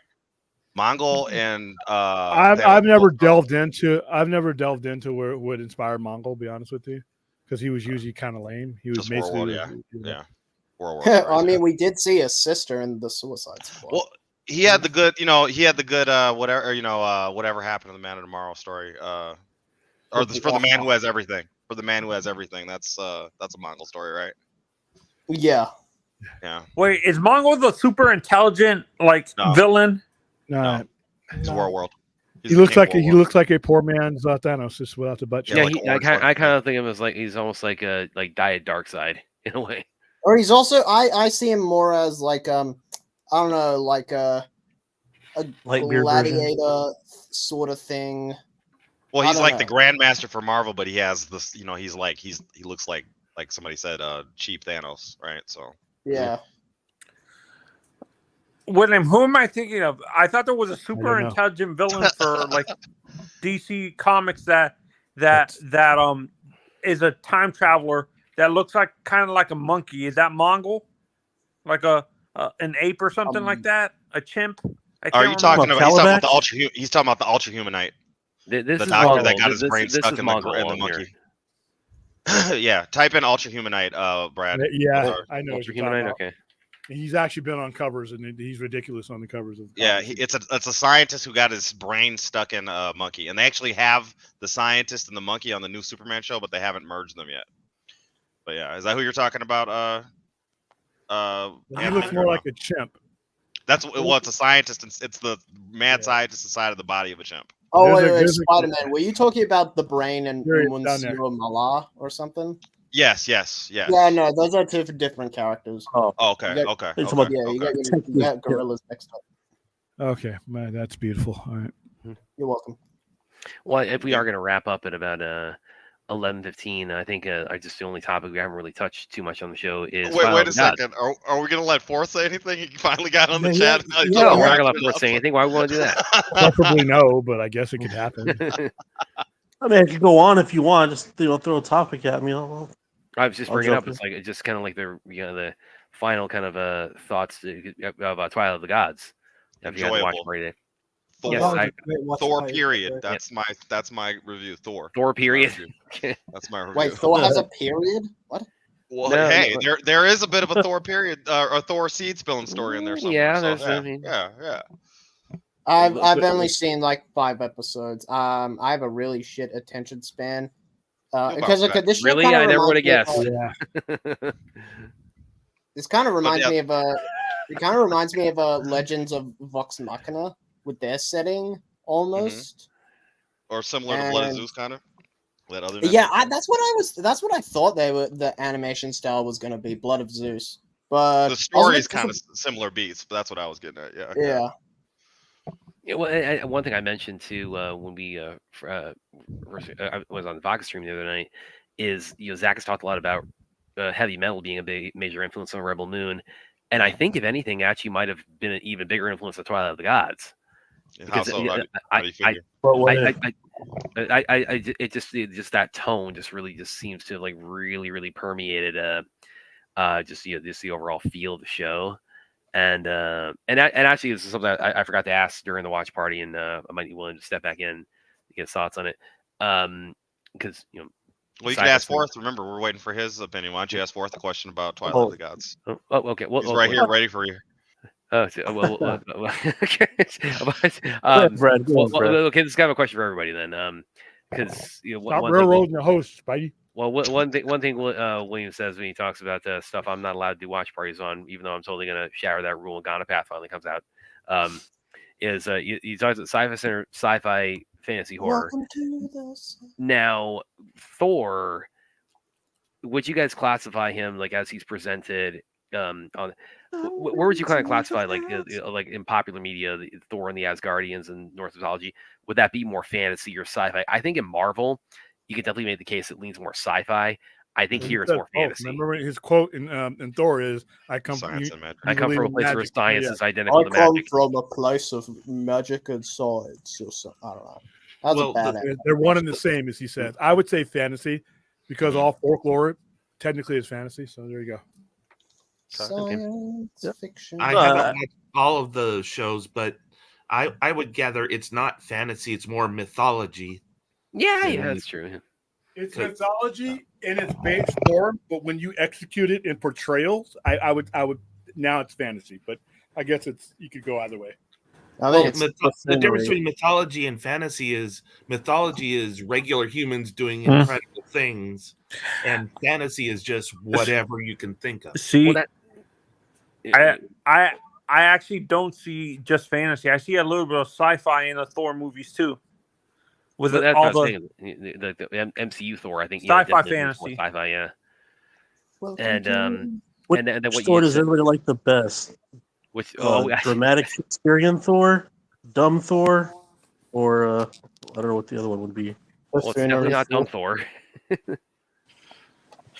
Are you talking about specifically in Marvel or just in any of your given Thor stories? The Marvel one. I don't know. I personally I like the Thor that overemphasizes his like mighty hammer and all that crazy shit he's talking about the It's comics. like another smash. Mighty Yeah, hammer. yeah. Odin's like, I love my son Thor and not my son Loki. There you go. That's kind of yeah. That's That's what he what I says like. in the Robot Chicken. That's how I like my Thor. Pretty much, yeah. I think probably for me, even though again, like if I was kind of offering my ranking of the Thor movies, I classified Ragnarok as the best, even though I say within the context of like the Thor solo movies, me saying best does not mean I think it's good because I think I other than the first one, I don't think any of them I wouldn't necessarily call any of them like they don't rise necessarily to my personal standard of good because there's just a lot of them are very uneven. They get very goofy in the latter two also. But the third one is where I think Thor kind of feels the most fully realized, and he feels the most centralized within his own franchise. But then as far as the tone, yeah, I would say that the Shakespearean angles, probably is the one I feel works best for him within the context of the MCU. Now, for his best role or his best moments, for me it's the Infinity War Endgame arc. But so and that's part of why I say it's like he's hard to rank in the MCU because he's just been so all over the board. For I me, wonder if Taika Waititi has seen Twilight of the Gods. Yeah, I'm in the minority for me because I'm a big fan of Hamlet and like all the old Shakespearean plays. My favorite Thor movie is Dark World, to be honest. Yeah. Well, see, I don't even hate Dark World. I don't hate Dark World like other people. I just find it very forgettable. It just kind of comes and goes. It doesn't have a lot of impact. I felt that way the first time, Brad. I saw it. When you see it a second time, maybe if you haven't seen it in a while, it's maybe a little bit better on second. It's not that great of a movie. It does. It went up in value for me. Yeah, and the play, the relationship between Loki and Thor is probably the best that you get on screen. And, I would say so. Their interaction. That's their best pairing. Is in. Since you brought up Thor, what do you guys expect for the 5th movie? Actually, I hope really it never don't happens, want. but I know it's going to. I don't even want it. It's too late to save. Yeah, I'm kind of like I'm Thored out in the MCU. Really, it's too late. Like you already fucked up. Well, in that era of MCU, to me, I just want to be drifting to the periphery and let this new era come in. For me, I blame the messed up of Thor: Love and Thunder. I don't fully blame it on Feige on that. I blame Chapek got involved in that movie a lot. Like he changed that movie so much that it became a comedy movie. It wasn't. Feige said that wasn't supposed to be like that originally. It wasn't supposed to be all. And God Butcher got screwed up because of that. Yeah. Like Chapek getting involved. Busters. Well, the events in Thor: Dark World kind of affected Infinity War greatly. Mm-hmm. Yeah, they did. Not in the reality. Yeah, true. Where's Thor's hammer at for that interim? Sure. Yeah. All right. So we're at 11:15. So hey, that's it. Who just disappeared? I think it was Anthony. Anthony. Oh yeah. Okay. All right. Well, hey, it's been a long day of streaming, so let's wrap it up there. Try. Try everyone. Dude, everyone. Oh, where's my car? Check out Jay Oliva's Tra, Batman versus Deathstroke. Watch one of the watch right at the very Tra movie Gone Path and you get me else? Try. Peace out. All right. See you guys tomorrow night, roughly probably around 10:30. Adam West is the best Batman. Well, nobody who hears you say that's gonna. I mean, nobody of that's not. You just had to get that in at the end, didn't you? Yeah, you know what? I think Batman is. I want a Batman is continuous. a kid's You guys character. need a continuous buzz, the one that just doesn't fucking end. I'm not Hey, doing hey, it. William, These what's guys. this? It's Batman. It looks like the kids. It looks like Kitty Batman to me. Is that Kitty Batman? Yeah, that's Yeah, it's Kitty Batman. Oh, that's so cute. It's Batman. It's like Flintstones vitamins for those kids who couldn't take the the pills. Bruce, I'm Flintstones getting that vitamin. extra tattoo one of these days. Back when William was a kid, vitamins were rocks and pieces. You know, vitamin C in Spanish is vitamin yes. I think You are mine, sir, Droga. All right, whatever the hell that was. We'll end it That was there. a try right there. You know what? Let's just keep on the stream. Let's keep going with the stream, actually. We- You know, All right, William. Blue stall.